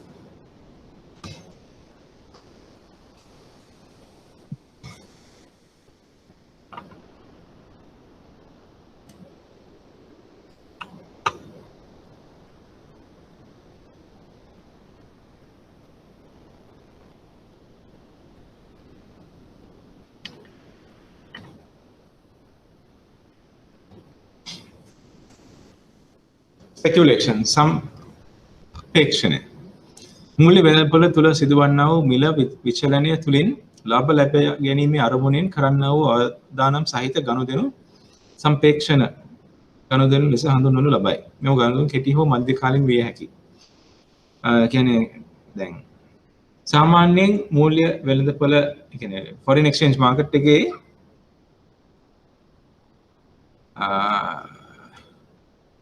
foreign exchange market එක ගැන විතරයි මම කියන්නේ දැන්. foreign exchange market එක ඇත්තටම කියන්නේ සාමාන්‍යයෙන් අවශ්‍ය වෙන්නේ ඉන්වෙස්ට් කරන්න හරි නැත්නම් import exports වලටනේ. විදේශ විනිමය අවශ්‍ය වෙන්නේ. the market එකේ size එක බැලුවොත් 5යි daily කරන transaction වලින් 5යි ඇත්තම ගනුදෙනු සඳහා පාවිච්චි කරන්නේ. right? ඒ කියන්නේ දවසට බිලියන 5.3ක market එකක්. ඒකෙන් 5යි ඇත්තම ගනුදෙනු සඳහා පාවිච්චි කරන්නේ. ඉතිරි 95ම මේ සම්පේක්ෂණ කටයුතු. කියන්නේ ස්පෙකියුලේටිව් ට්‍රාන්සැක්ෂන්ස් තමයි කරන්නේ. හරි නිකන් සූදු පොලක් වගේ තමයි. 95ක් සම්පේක්ෂණ. right? ඒවා කෙටි කාලීන හෝ මධ්‍ය කාලීන විය හැකියි. දැන් එක ඉන්වෙස්ටර් කෙනෙක් ඉන්නවා ජෝර්ජ් සෝරෝස් කියලා. ජෝර්ජ් සෝරෝස් ෆන්ඩ් මැනේජර් කෙනෙක්. එයාගේ ස්පෙකියුලේටිව් ට්‍රාන්සැක්ෂන්ස් වලින් එකපාරක් බැංක් ඔෆ් ඉංග්ලන්ඩ් හරි ඒගොල්ලන්ට ලොකු ලාභයක් සිද්ධ වුණා. ලොකු ලාභයක්. ඒ කියන්නේ දැන් බ්‍රෙක්සිට් එක ළඟදී තිබිච්ච බ්‍රෙක්සිට් එකට කලින් අවුරුදු ගානකට කලින් දැන් බ්‍රිතාන්‍ය ඔය යුරෝපියන් හවුලින් දැන් බ්‍රිතාන්‍ය අරෙන් අනිත් රටවල් පාවිච්චි ඒ කලාපේ අනිත් රටවල් පාවිච්චි කරන යුරෝ එකනේ. කාලයක් තිබ්බා පොඩි සැකයක් තිබ්බා බ්‍රිතාන්‍යයත් යුරෝ එක පාවිච්චි කරයිද නොකරයිද කියන එක. හරි ඉතින් යුරෝ පාවිච්චි කරන එක හෝ නොකරන එක පිළිබඳව ඇති කරගත්ත ස්පෙකියුලේෂන් එකෙන් සෑහෙන ප්‍රයෝජනයක් ගත්ත ජෝර්ජ් සෝරෝස්. right? ඒ කියන්නේ හැටියට තව පොඩ්ඩෙන් බැංක් ඔෆ් ඉංග්ලන්ඩ් එක පවා බංකොලොත්තාවේ භාවයට පත් වෙන්න තිබ්බා. ඉතින් ජෝර්ජ් සෝරෝස් තවත් හිටියා 1990 ගණන් වල 97 විතර තිබිච්ච ඊස්ට් ඒෂියන් ඉකොනොමික් ක්‍රයිසිස්. කියන තත්ත්වෙදී. ඒකෙත් හිටියේ ජෝර්ජ් සෝරස්. ජෝර්ජ් සෝරස් ඒ කාලෙදී ඔයගොල්ලෝ ගිහිල්ලා ගෙදර බලන්න මෙයාගේ වීඩියෝස් එහෙම. තාමත්ම අනාග අත්දැකීම් ගණනාවක් ගන්න පුළුවන්. හරි ජෝර්ජ් සෝරස් හින්දා තව පොඩ්ඩෙන් අග්නේදිග ආසියාතික කලාපයේ රටවල් ගණනාවක් සෑහෙන දුර පීඩා විත්තා. ඒ කියන්නේ මැලේසියා, තායිලන්ඩ්, ඉන්දුනීසියා විශේෂයෙන්ම ඔය රටවල් තුන සෑහෙන බැටකෑව ජෝර්ජ් සෝරස් නිසා. ඒගොල්ලෝ කරේ ඒගොල්ලන්ගේ රටේ තියෙන විදේශ විනිමය අනුපාතය පාලනය කරන් හිටියා. හරි ඉන්දුනීසියා හැම කියන්නේ රටේ විදේශ විනිමය අනුපාතය සෑහෙන අඩුවෙන් තියාගෙන හිටියා. කියන්නේ ලෝකල් කරන්සි එක සෑහෙන ස්ට්‍රෝංගව තියාගෙන හිටියා. නමුත් ඒක කරේ ඒගොල්ලන්ගේ රිසර්ව්ස් ඔක්කොම පාවිච්චි කරන්න ඕන. හරි කියන්නේ තියෙන සංචිත පාවිච්චි කළා තමයි මේ එක්ස්චේන්ජ් රේට් එක අඩුවෙන් තියාගත්තේ. හරි ඒක මත්ම නරක තත්ත්වයකට පත් වුණා. ඒක නිසා තමයි මේ ඊස්ට් ඒෂියන් ඉකොනොමික් ක්‍රයිසිස් එක ඇති වුණේ.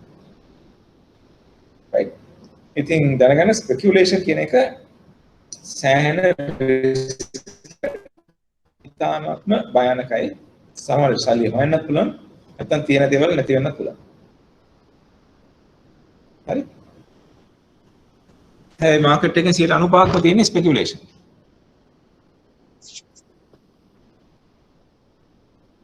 ප්‍රශ්න තියෙනවා නම් අහන්න.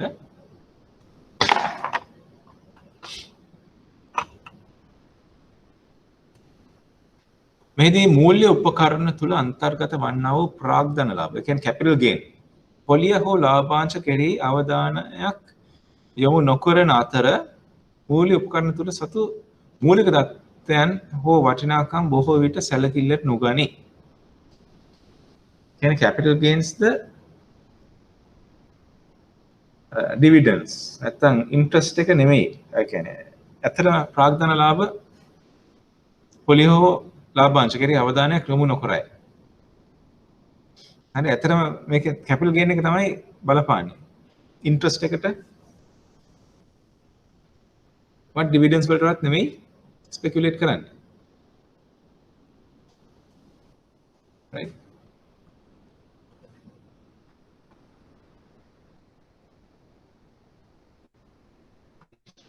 සම්පේක්ෂණ කරුගේ අවධානය විශාල ලෙස යොමු වන්නේ මූල්‍ය උපකරණෙහි මිල විචලනය පිළිබඳව පමණි.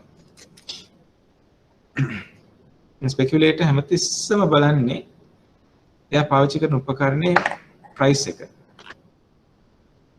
ඒ ෆ්ලක්චුේෂන් එක විතරයි.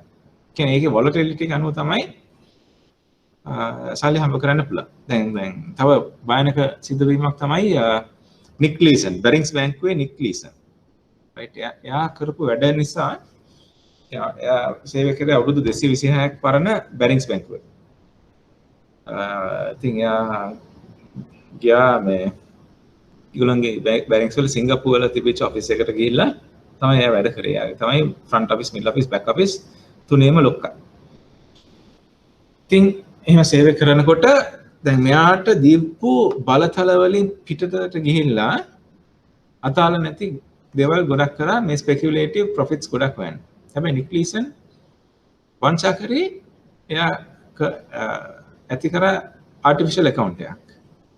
8 තියෙන account එක 888888 කියලා තමයි account number එක දුන්නේ. මේ account එක create කරලා දැන් හදිස්සියේ එයා කරන ගනුදෙනුවකදී යම් පාඩුවක් වුණොත් ඒ පාඩුව හැමතිස්සෙම දැම්මේ අර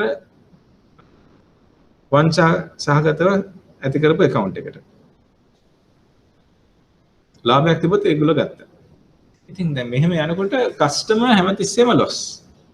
ඒ loss එක කස්ටමර්ට නම් profit එක තියෙන බැංකුවට. ඉතින් ඒ විදිහට ගිහිලා නික්ලිසන්ට පුළුවන් වුණා එයාගේ performance එක සෑහෙන වැඩි කියලා පෙන්නන්න. හරි කාටවත් මේක අඳුර ගන්න බැරි වුණා. අන්තිමට මේ losses කොච්චර වැඩි වුණාද කිව්වොත් එයා desperately බැලුවා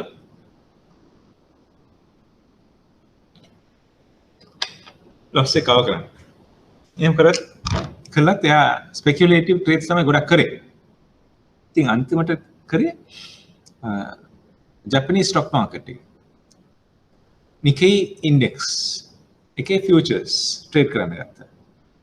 හරි එයා එතකොට කරේ මේ call option එකයි put option එකයි වික්කා.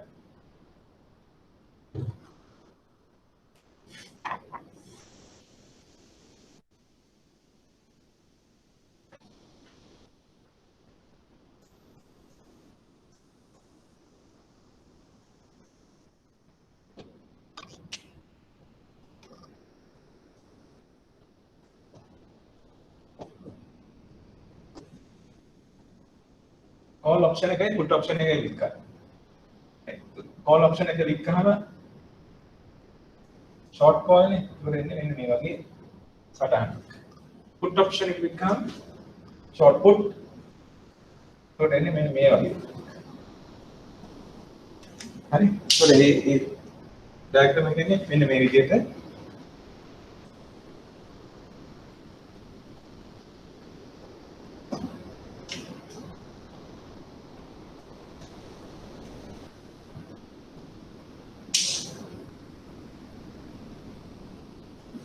short call short put. Right? Then Nickleeson के බලාපොරොත්තු තිබ්බේ ඒ ජපනීස් ස්ටොක් මාකට් එක එච්චර වෙනසක් වෙන්නේ නැති වෙයි කියලා. බොහොම සාවරව තියෙයි කියලා. හැබැයි අවසනාවකට ජපනීස් ස්ටොක් ඒ කාලේ ජපාන් වල ඇති වුණා earthquake එකක්. භූමිකම්පාවක් කෝබේ වල. කෝබේ නගරේ වට කරගෙන තිබිච්ච භූමිකම්පාවක්. ඒ ජීවිත ගානක් නැති වුණා.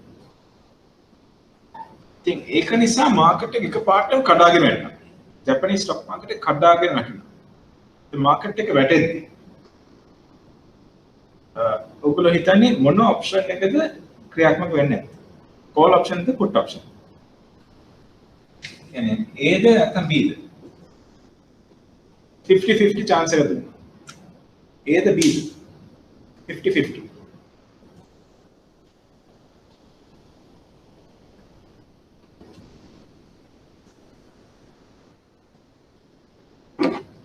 One option is trigger.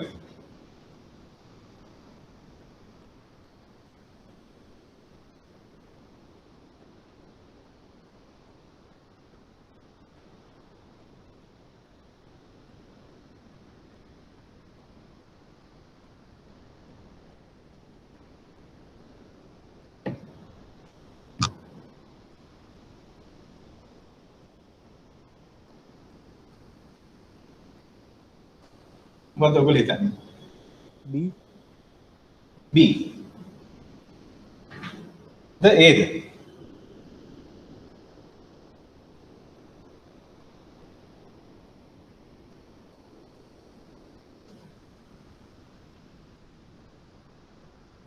ඒක නිකන් කිව්වොත් දැන් ඒ වුණා නම් ලොස් එක සීමා සහිතයිනේ ලිමිට් එකක් තියෙනවානේ. B වුණොත් එහෙම ලොස් එක ලිමිට් එකක් නැහැනේ. මම ඒක හිතලා කිව්වේ. ඕකේ. හරි. ඔගේ තර්ක නම් හරි. හැබැයි මේක වෙන්නේ දැන් මාකට් එක වැටෙන්නේ ගත්තේ. right? භූමිකම්පාවෙන් පස්සේ Nikkei index එක වැටෙන්නේ නැහැ. එක පාටම කඩාගෙන වැටුණා. කියන්නේ මාකට් එක ගියේ දකුණටද වමට පැත්තට? මාකට් එක වැටෙනවා කියන්නේ මෙන්න මේ පැත්තට එන්නේ. ඒ පැත්තට එනකොට මෙන්න මේ ඔප්ෂන් එක තමයි ක්‍රියාත්මක වෙන්නේ. ඒක වැඩන්නේ නැහැ. මොකක්ද ඒ ඔප්ෂන්? මේක වෙලා put option, short put. ඒක ක්‍රියාත්මක වුණා. හරි. ඉතින් මෙහෙට එන්න බැරින්ස් බැංක් වලට ගෙවන්න තිබිච්ච loss එක හොඳටම වැඩි වුණා. උනන්ට ගෙවා ගන්න බැරි වුණා. අවුරුදු 225ක් පරණ බැංකුවක්. يعني ක්වීන් එංගලන්තේ රැජිනා පවා එයාගේ accounts තිබ්බේ මෙන්න මේ බැංකුවේ. ඉතින් එයාටත් loss එක. හරි බැරින්ස් බැංකුව කඩාගෙන යනවා. නික්ලීසන් කරන්න දෙයක් තිබුණේ නැහැ. එයා I'm sorry කියලා ලියලා මාරුණා. හැබැයි අන්තිමට අල්ලගෙන සිරගත කරා අවුරුදු 4කින් නිදහස් වුණා. සිරේ ගත වෙලා ඉන්න ඇස්සේ ලියපු පොත තමයි මොකද්ද? මම එක දවසක් කිව්වා. සිරේ ගත වෙලා ඉන්න අතරතුර යා ලියපු පොත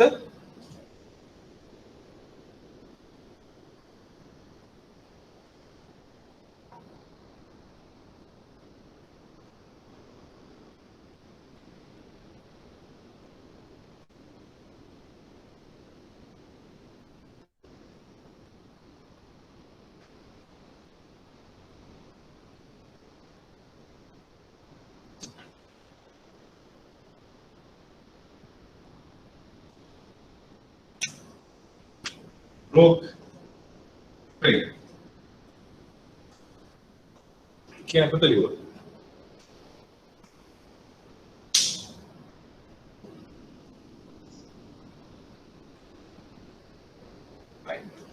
මේක විකුණලා ගත්ත සල්ලි වලින් එයාට ෆුට්බෝල් ක්ලබ් එකක් පවා ගන්න සල්ලි හම්බ කළා.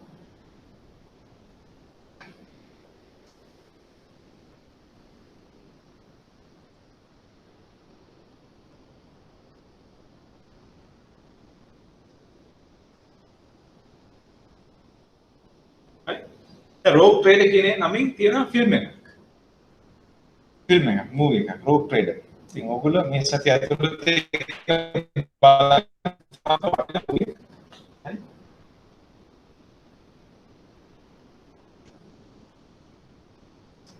ඔයගොල්ලෝ වෙනදාට බලන ඇක්ෂන් අරම පොඩ්ඩකට අතර කළා. පැය දෙකක් පාවිච්චි කරලා මෙන්න මේ කතන්දරෙත් බලන්න. Rogue Trader. සෑහෙනවට. දැන් අත්දැකීම් ගොඩක් ගන්න පුළුවන්. ඒ කියන්නේ ට්‍රේඩර් කෙනෙක්ගේ මයින්ඩ්සෙට් එක කොහොමද? එතකොට එයා මාකට් එක අතරතුර එයාගේ තියෙන අදහස් මොන දේවල්ද එයා සලකා බලන්න බැලුව යුත්තේ. හරි. ඒ මොහොතේ එයාගේ ඇඟේ එන අර ඇඩ්‍රිනලින් රෂ් එක මොනතරම් ස්ට්‍රෙස් එකක්ද ප්‍රෙෂර් එකක්ද? මාකට් එක තමන්ට එරෙහිව යනකොට ඇඟට දැනෙන ලේ රත් වීම. ඒවා ගැන හොඳ අධ්‍යයනයක් කරන්න මෙන්න මේ කතන්දරේ පොඩ්ඩක් බලන්න. ඇත්ත කතාවක්. නික්ලීසන්ගේ ඇත්ත චරිතය පිළිබඳ කතාව Rogue Trader. දැන් පොඩ්ඩක් බලන්න.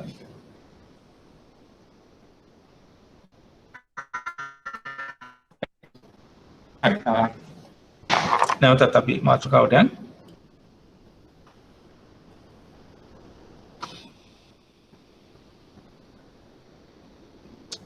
කියන්නේ සම්පේක්ෂණ කරුගේ අවධානය විශාල ලෙස යොමු වන්නේ මූල්‍ය උපකරණයෙහි මිල විචලනය පිළිබඳව පමණි. කියන්නේ යා ફોකස් කරන්නේ volatility එකට. කියන්නේ මිල විචලනය වීම ගැන විතරයි බලන්නේ. එයාට වෙන කිසිම දෙයක් අවශ්‍ය නැහැ. යා ප්ලේ කරන්නේ volatility එක. ඒ කියන්නේ price එක උඩ යනවා කියලා හිතනොත් ටැග්ගල ගන්නවා. price එක වැටේ කියලා හිතනොත් විකුණනවා. නැත්නම් short sell කරනවා.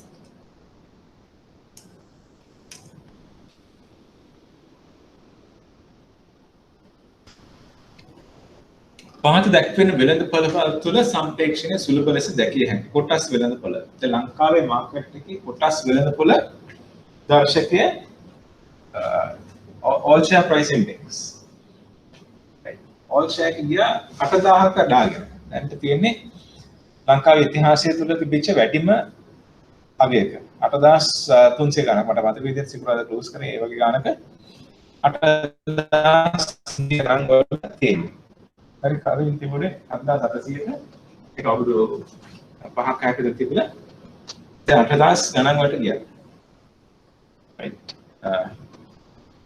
බැඳුම් කර වෙළඳපොළ. බැඳුම් කර. එතකොට බැඳුම් කර වල ආයෝජනය කරන්නේ නැත්නම් ඒක සම්පේක්ෂණය කරන්නේ එක මිල වැඩි වෙයි කියලා හිතලා නැත්නම් මිල අඩු වෙයි කියලා හිතලා. මිල අඩු වෙයි කියලා හිතනවා නම් අපිට ෂෝට් සෙල් කරන්න බෑ. අපි ගන්න නැතුව ඉන්න. ඉතින් මුදල් වෙළඳපොළ money market. money markets වල පුළුවන් සම්පේක්ෂණ කටයුතු කරන්න. ව්‍යුත්පන්න වෙළඳපොළ derivatives market. derivative markets වල දැන් අපි කලින් කරේ forward rate එක forward exchange rate ඉදිරි කිවිසුම් මිල ඒක derivative. ඒ වගේම තමයි අර ඔප්ෂන් එක. ඔප්ෂන්ස් උත් ලැබෙන ඩෙරිවේටිව්. ඉතින් ඩෙරිවේටිව් මාකට්ස් වල පුළුවන් මේ වගේ ස්පෙකියුලේට් කරන්න. ඒ කියන්නේ දැන් උදාහරණයක් විදිහට මෙන්න මේක. නික්ලිසන්ගේ කිසිම ෆන්ඩමෙන්ටල් එකක් බලන්නේ නැතුව ස්පෙකියුලේටිව් ට්‍රාන්සැක්ෂන් එක කරා. දැන් මේකට ඇත්තටම ෆන්ඩමෙන්ටල්ස් බලනවා.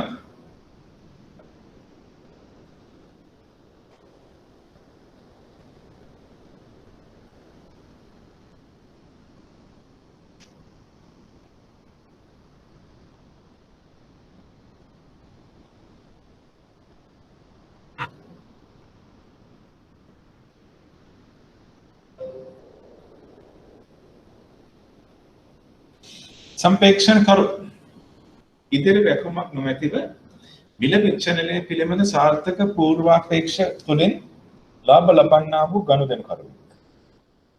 right ඉදිරි රැකුමක් නොමැතිව ඒ කියන්නේ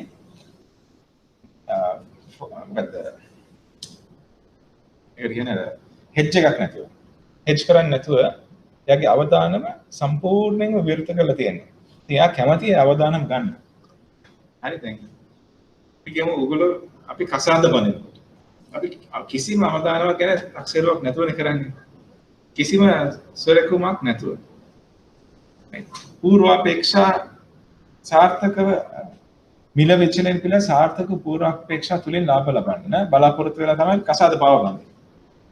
කිසිම හෙජ් නැහැ. එහෙනම් අපි ස්පෙකියුලේටිව් තමයි කරන්නේ. අපි ඉගෙන ගන්න. තමයි ස්පෙකියුලේටිව් වෙන්න පුළුවන්. මේක විභාගය කරොත් වැඩිපුර හොයන්න පුළුවන්. ආදායමක් තියෙයි. පිළිගැනීමක් තියෙයි. ප්‍රොමෝෂන් එකක් තියෙයි. ස්පෙකියුලේටිව්. හරි. කොහොම ස්පෙකියුලේෂන්. කිසිම හෙජ් එකක් නැහැ. අතිශයවත් විභාගය කරගන්න බැරි වුණත් එතන මොකද කරන්නේ?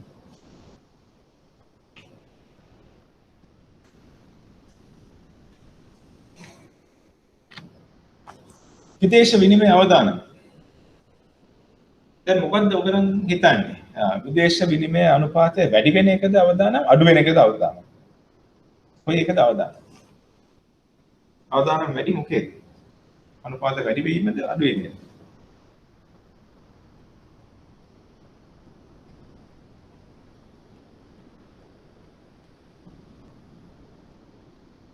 වැඩි වීම.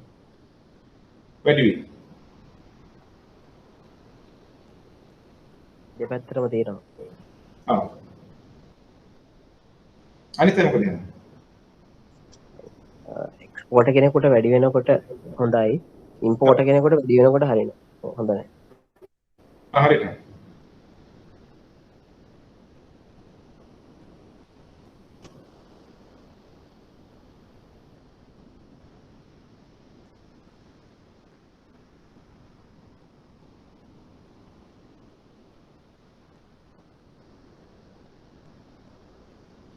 ඒ කියන්නේ අපිට අවශ්‍ය නම් අපි උදාහරණයක් කියමු වාහනයක් ආනයනය කරන්න. වාහනයක් ආනයනය කරන්න පටන් ගන්නකොට රේට් එක අපි කියමු 180යි. අපි හිතනවා මේක තව පොඩ්ඩක් අඩු වෙයි කියලා අපි පැත්තකට වෙලා බලන් ඉන්නවා. එක පාටම රේට් එක ගන්න අපේ 200ට. හරි අපේ නිකන් ලොකු අවදානමක් ඒක. right නමුත් අපි කියමු අපි පිටරටට තේ අපනයනය කරනවා. අපනයනය කරන රේට් එක 180යි එක පාටම යනවා 200ට. ඒකට අපි සෑහෙන සතුටු වෙනවා. right ඉතින් අපි එකම ඒ කියන්නේ එක 180 200ට යන එක එකම සිද්ධිය. එකම සිද්ධිය දෙකක් තියෙනවා. එකෙක් කැමති නගිනවට අනිත් කෙනා කැමති බහිනවා.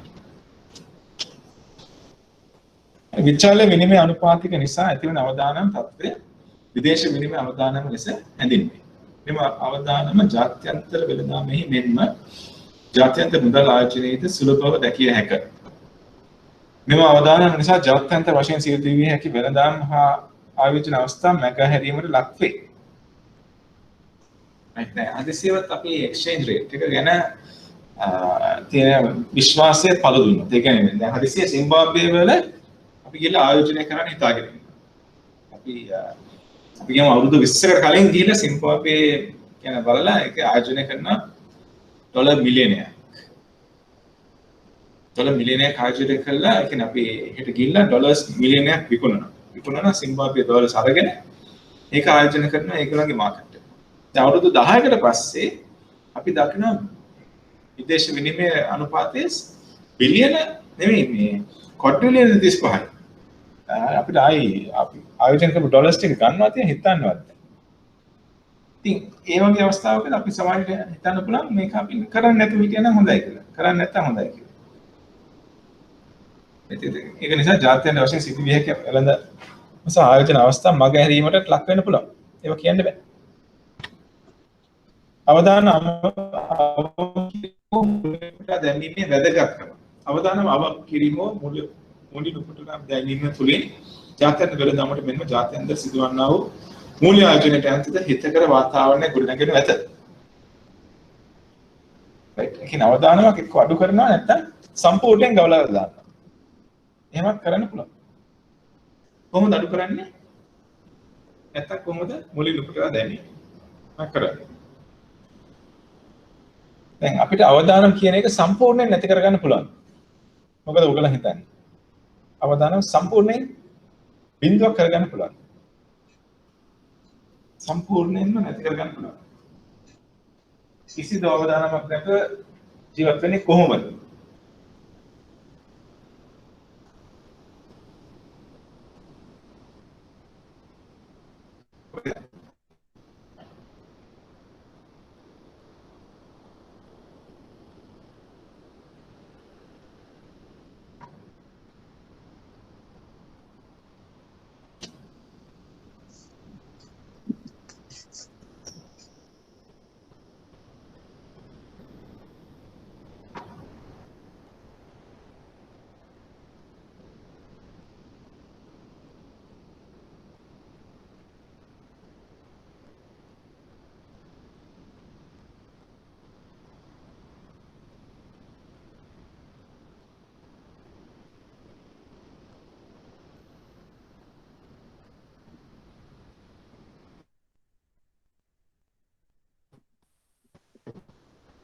අවදානම කියන එක සම්පූර්ණයෙන් නැති කරගන්නේ කෙසේද?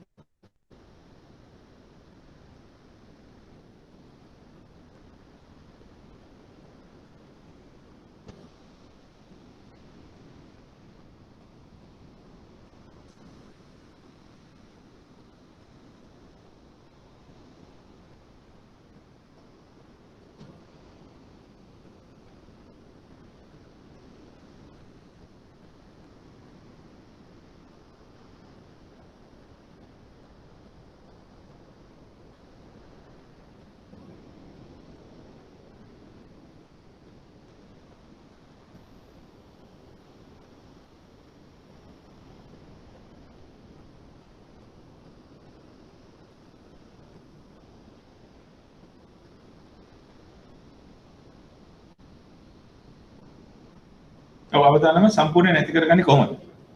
තවත් සරල ප්‍රශ්නයක්. මොකුත් නොකර ඉන්න. මොකද නොකර ඉන්න? නේ? හෙජ් කරලා. හෙජ් කරනවා. රයිට්. හරිද අපි කියමු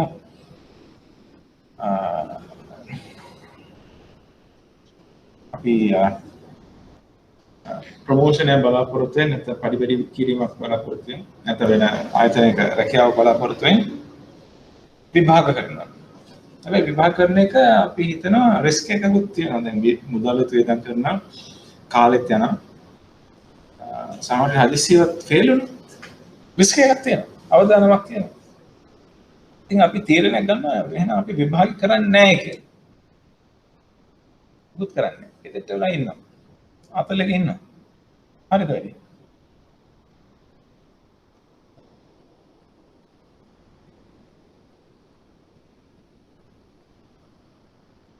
ඒක මොකද නොකර හිටියාම අවදානම අඩු වෙනවද නැත්නම් වැඩි වෙනවද?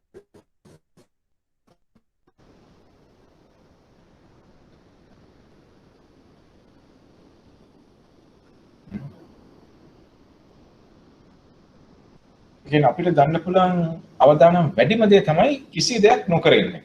මොකොත් නොකර ඉන්න. ඒ කියන්නේ අවදානම් අතන අවදානමක් ගන්න නැති එක තමයි ලොකුම අවදානම. අවදානමක් ගන්න නැත්තම් ඒක තමයි ලොකුම අවදානම. පැහැදිලිද?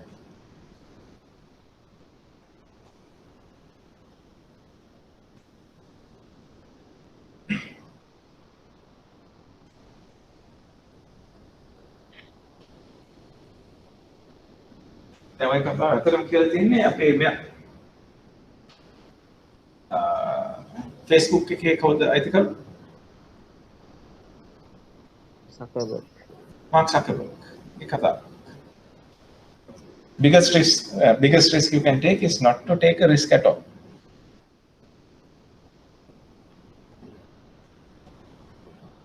හරි මාත් ඉතින් පඬිතේ වගේ කිව්වට ඒ වගේ කතාවක් නෙමෙයි.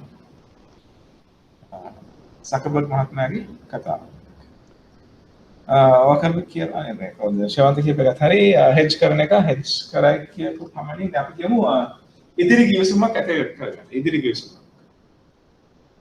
ඉදිරි ගිවිසුමක් කරනවා ඩොලර් එක අපෙල් 200ට විකුණන අවුරුද්දකින්. නමුත් අවුරුද්දකට පස්සේ ඩොලර් එක බලන රුපියල් 300යි. ඉතින් හෙජ් කරපු පමණින් අවදානම නැති කරන්න බෑ. අපි කියමු අපි ඔක්කොමලා කසාද බැඳලා නැහැ කියලා. ඒක නිසා අපි තීරණය තනිකරව ඉන්න එක අවදානම් වැඩි කියලා හිතාගෙන අපි බඳිනවා. එතකොට ඒ අවදානම නැති වෙනවද? කසාද බැඳන් පස්සේ අවදානම අඩු වෙනවද? මුලින්ම පුරාදාන දැම්මනවද අවදානම?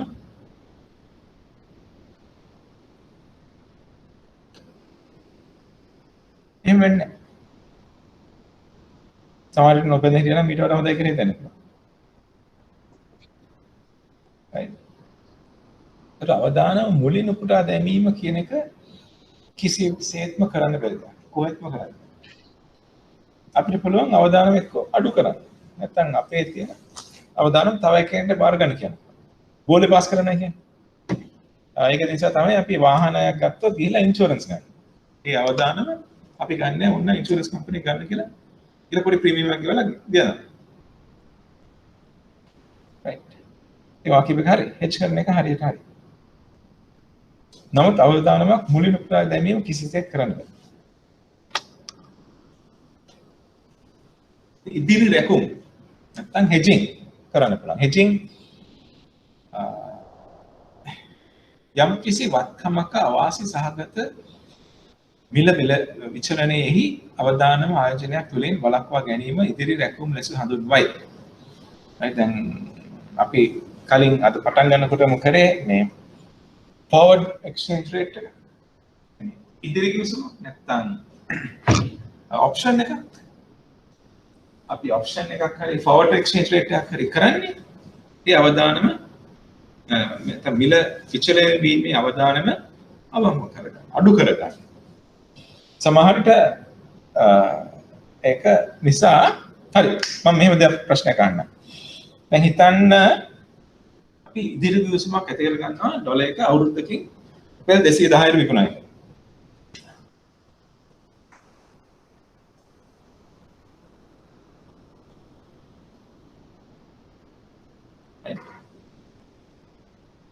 අවුරුද්දකට පස්සේ අපි ගිවිසුමක් ඇති කර ගන්නවා රුපියල් 210ට ඩොලර් එකක් විකුණනවා කියලා.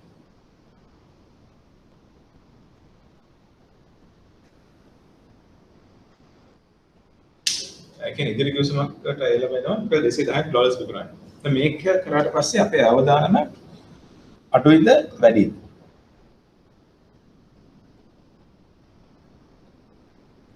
මොකද හිතන්නේ? ඉදිරි කිවිසුමක් ඇතර ගත්තොත් ඩොලර් එකකට 210යි වගේ විකුණනයි කියලා එතකොට අවදානම අඩුද වැඩිද?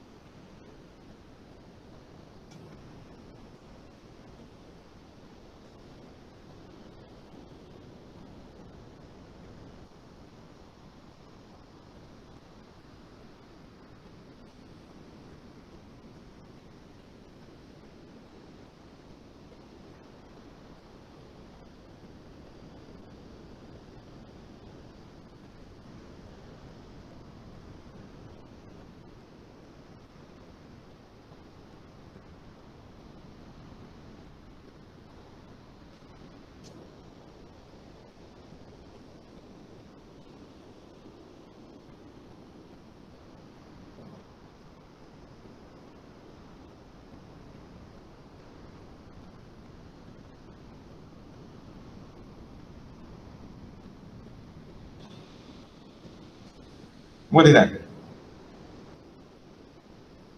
ඉදිරි කිවිසුමකට එළඹෙනවා ඩොලර් එක අවුරුද්දකින් 210ක් විකුණනවා.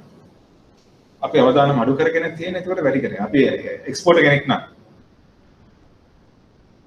රයිට් අපි අපනයන කරුවේ.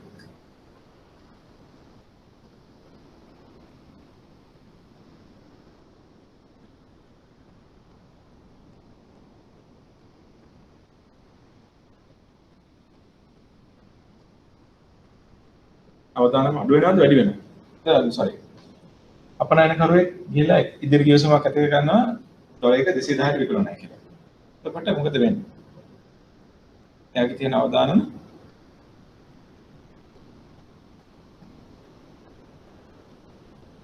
අඩු වෙලාද? ටිකක් අඩු වෙනවා. කැමති පෙරක හා? ටිකක් අඩු වෙනවා. ටිකක් අඩු වෙලා. කියන්නේ හොඳටම වැඩි වෙලා. නෑ අවදාන වෙනසක් නෑ. ඒ අවදාන මෙහෙමම තියෙනවා. ඇයි හේතුව?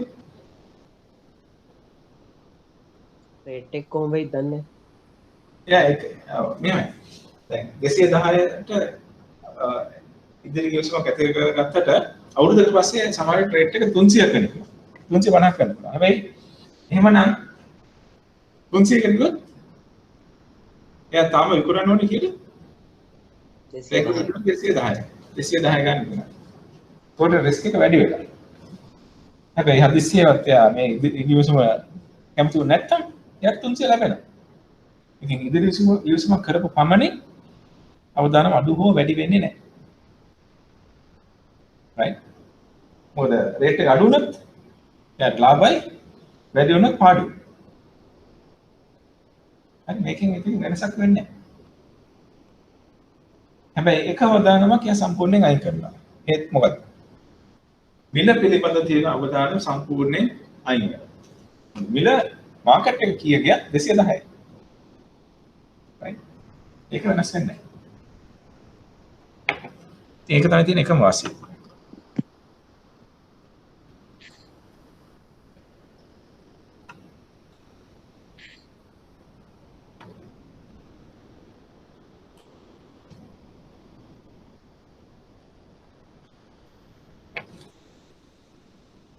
ඉතින් hedge ගන්න පුළුවන් ඉදිරි රැකුම් වලට තියෙන උපකරණ මේවා ඉදිරි අනුපාත forward rates ඉදිරි ගනුදෙනු futures විකල්ප ගනුදෙනු options හරි forward futures options කියන ගනුදෙනු තමයි පාවිච්චි කරන්න වෙන්නේ arbitrage පරස්පර අවස්ථාව දැන් අපි මතකද අපි පටන් ගන්නකොට කිව්වා අර interest rate arbitrage නැත්නම් interest rate parity එකේ arbitrage එකක් තියෙන්න පුළුවන් කියලා rate එක හරියටම 217 ද තිබ්බේ නැත්නම් interest rate arbitrage එකක් තියෙනවා. නැත්නම් McDonald's එකේ price එක රුපියල් 750යි. එබර්ට් අංකල්ට කියනවා McDonald's එකක් මේ Big Mac එකක් ලංකාවට එවන්න කියලා.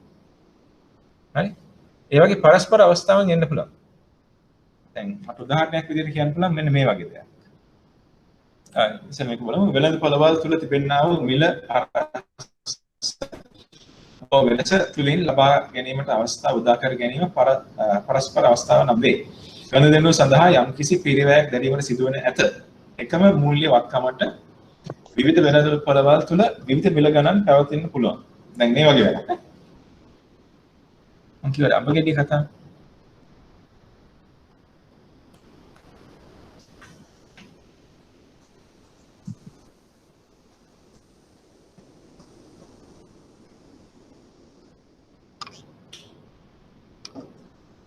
කොළඹයි ගාල්ලේ.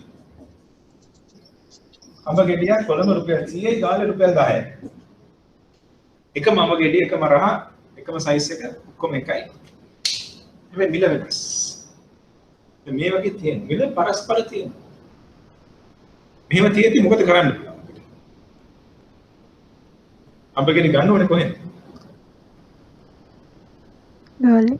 ගාල්ලෙන් ගන්නවා කොළඹින් විකුණනවා. මාස්ක් වලට කරේ පහුගිය දවස්වල මාස්ක් එක ගන්න රුපියල් 10ට විකුණන රුපියල් 250ට 10ට අරන් 100ට දෙන්න කිසිම රිස්ක් එකක් නැහැ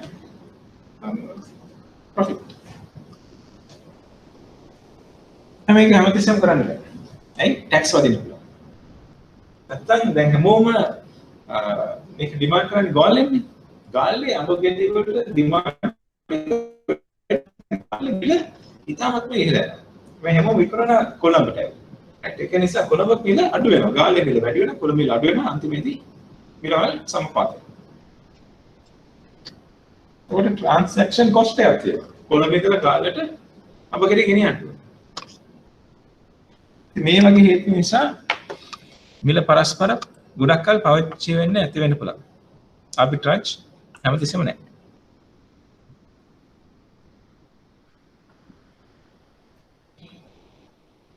ගනුදෙනුව සඳහා යම් පිළිවෙලක් දකින්න පුළුවන් දරන්න වෙනවා එකම මූල්‍ය වත්කමට වෙළඳපොළවල් වල මිල වෙනස්. right. මුකුත් ප්‍රශ්න තියෙනවද අදට?